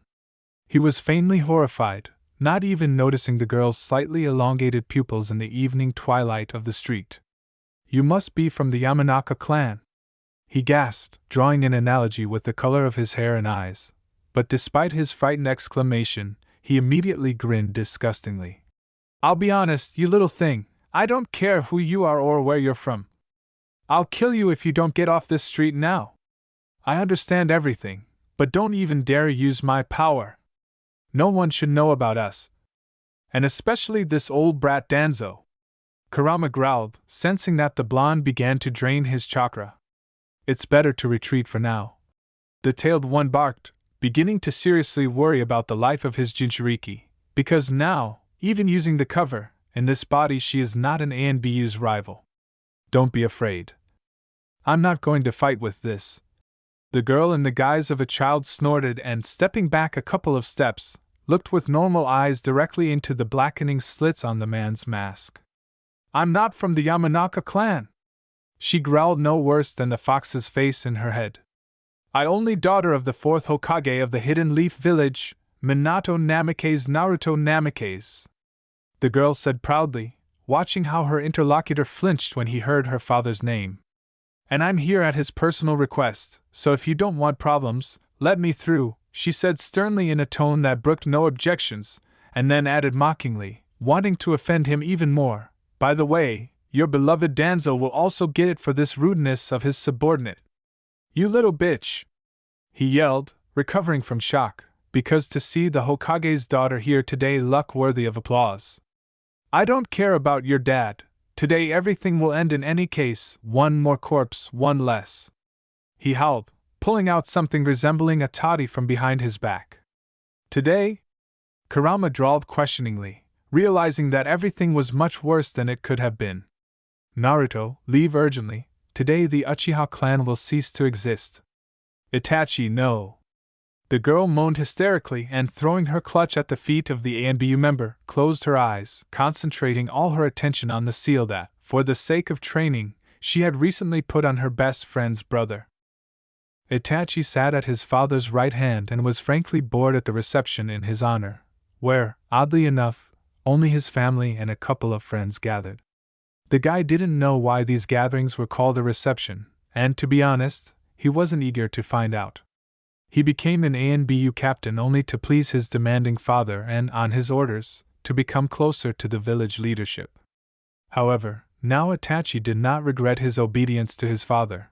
Looking at the chaos that was happening, he was already planning something else, wanting to use his position to benefit, because he believed that the path that his father had chosen would lead the entire clan to collapse. The guy, together with Shursui, wanted to somehow improve the relationship between Konoha and the Uchihas, but so far everything was only getting worse. The guy sincerely hoped that his new position could somehow help with this, although half hints from Danzo, who, unlike Minato and Hiruzen, advocated for more radical measures, made it clear that all their efforts were in vain. And Itachi's relations with his clanmates were rapidly deteriorating, since most of them believed that by skipping meetings for important missions and meetings with the Hokage, he was simply betraying his clan. Also, the young guy did not understand the hypocrisy of his father, because he knew perfectly well what exactly he was planning to do, guided by the past of the Uchiha clan. The future head could not understand why Fugaku maintained friendly relations with Minato, and was so sincerely kind to his daughter and Sasuke's best friend if he intended to kill them both along with the village elders. And if he frankly didn't care about these decrepit fossils, he was unable to forgive the desire to kill Minato and Naruto. After all, long ago, even before he learned his father's plan, Itachi began to consider these two as part of his family, and Sasuke's affection for them, who had been suspicious of outsiders since childhood, spoke for itself. But Fugaku, to his surprise, did not hear the voice of reason and his eldest son. He blamed all the problems of the clan not on himself, but on this little incredibly kind and sunny girl only because she was the vessel of the Nine Tails. The man believed that as soon as she and the Tailed One were gone, the Uchiha clan would finally be able to take their rightful place in the village. And Fugaku didn't give a damn about the fact that the residents' attitude towards them is a consequence of fundamentally incorrect policies and harsh police actions, which are directly led by the head of the clan. Itachi! A child's voice screamed heartrendingly right behind the guy, causing him to flinch and turn around. Standing right behind him was a frightened Naruto, who, seeing his surprised look, immediately frantically grabbed the guy who didn't understand anything by the hand. Itachi! The girl repeated in fear, meeting his gaze, and the elder Uchiha realized something out of the ordinary had happened. Naru! Sasuke immediately called out to her, jumping up to his friend, pale as death. What's happened? Did someone attack you? He chattered, trying to unhook the girl from his brother's hand in order to sit her on a chair. How did you even end up here? The door is on the other side of the room. He suddenly blurted out when his girlfriend finally turned her attention to him. However, she never let go of his brother's hand. Naruto? Fugaku said incomprehensibly, surprised by such a strange appearance of the Hokage's daughter here, again distracting the blonde from Sasuke, but for exactly the amount of time it took for the girl to remember why she was here. Itachi! Turning again to her friend's older brother, the girl sobbed, but this time somehow more pitifully. Don't, please, you shouldn't do this. Kunoichi, she began to cry, unable to control herself any longer. What are you talking about? The guy asked incomprehensibly, touching her fingers, tightly clinging to his hand. You understand everything, she said stubbornly. Listen to me, you shouldn't do this. Otherwise everything will go wrong. The blonde screamed hysterically, looking firmly into his eyes. I really don't understand. Itachi muttered in surprise, probably seeing this girl like this for the first time in 8 years. Calm down at last! The fox barked and, in confirmation of his words, hit the bars of his cell with his fist, causing a migraine and a slight ringing in the kunoichi's ears. It seems like he really doesn't know what you're talking about now, Kurama said thoughtfully with a slight irony in his voice. Naru, beauty, finally tell me what happened to you and what you want from Itachi. Shursui, sitting next to his friend, said softly, trying to calm the hysterical girl. Shursui? The girl mumbled, looking at the guy in surprise, gradually coming to her senses. Are you okay? She said with doubt in her voice, looking at both his eyes with a bit of curiosity and surprise. Why, yes, the guy answered hesitantly, under her gaze beginning to doubt the veracity of his words. Then looking at Itachi incomprehensibly, she asked, as if the guy should know the answers to all her questions. Naru, don't be stupid! The fox snorted sarcastically, reaching the full extent of the madness happening around him, when a familiar chakra loomed on the periphery. The chakra of a person who once subjugated him to his will. Kurama, I'm confused. The blonde sobbed, seemingly refusing to accept reality. It seems that history has already changed and Danzo has chosen someone else to be the executioner. The Ninetales mercilessly stamped, realizing how it sounded to the poor girl. Most likely, he has already begun to act, so you better leave quickly. The fox chuckled sadly, feeling that there was practically no time. If you want, you can take Itachi and Sasuke with you, we have enough chakra, he added with a chuckle, trying to cheer up the girl who had fallen into a stupor. Yes, and Shursui too, I like him. The demon snorted, estimating that he could drag another one himself without anyone noticing, adding a drop of scarlet chakra to his Jinchuriki. What about Uncle Fugaku and Aunt Mikoto? And the rest? Naruto muttered dejectedly, not believing that everything she did to prevent the fall of the Uchiha clan was in vain. No, no, no! She screamed and shook her head, causing everyone in the room to shudder again. Naruto, what's wrong with you? Fugaku asked more sternly, not understanding why he was so scared for this girl. There is no other way out. If we don't leave now, we will either be killed or put in a cage until better times, and rest assured, we will not be able to get out of it. Think what will happen to Minato, Jiraiya, and Kakashi. Kurama growled, realizing, a couple more minutes of bickering and it will all be over. Everyone will die, even those you saved in the past. He gave the last argument. Oh, okay. Lowering her head, she chuckled. Sasuke, Shursui, take my hand, the girl said quietly, feeling her heart breaking, and squeezed Itachi's hand harder, causing the guy to hiss quietly. Fugaku, Mikoto, sorry for coming so late, Naruto said on the verge of hearing, unable to look them in the eyes, and when she felt the boy's touch, she exhaled, preparing to use almost all of his chakra. I love you like my own uncle and aunt, so I'm sorry that I can't help. She screamed louder and, having collected all her chakra, concentrated on the seal that she placed first on the palm of her father on their first day of training.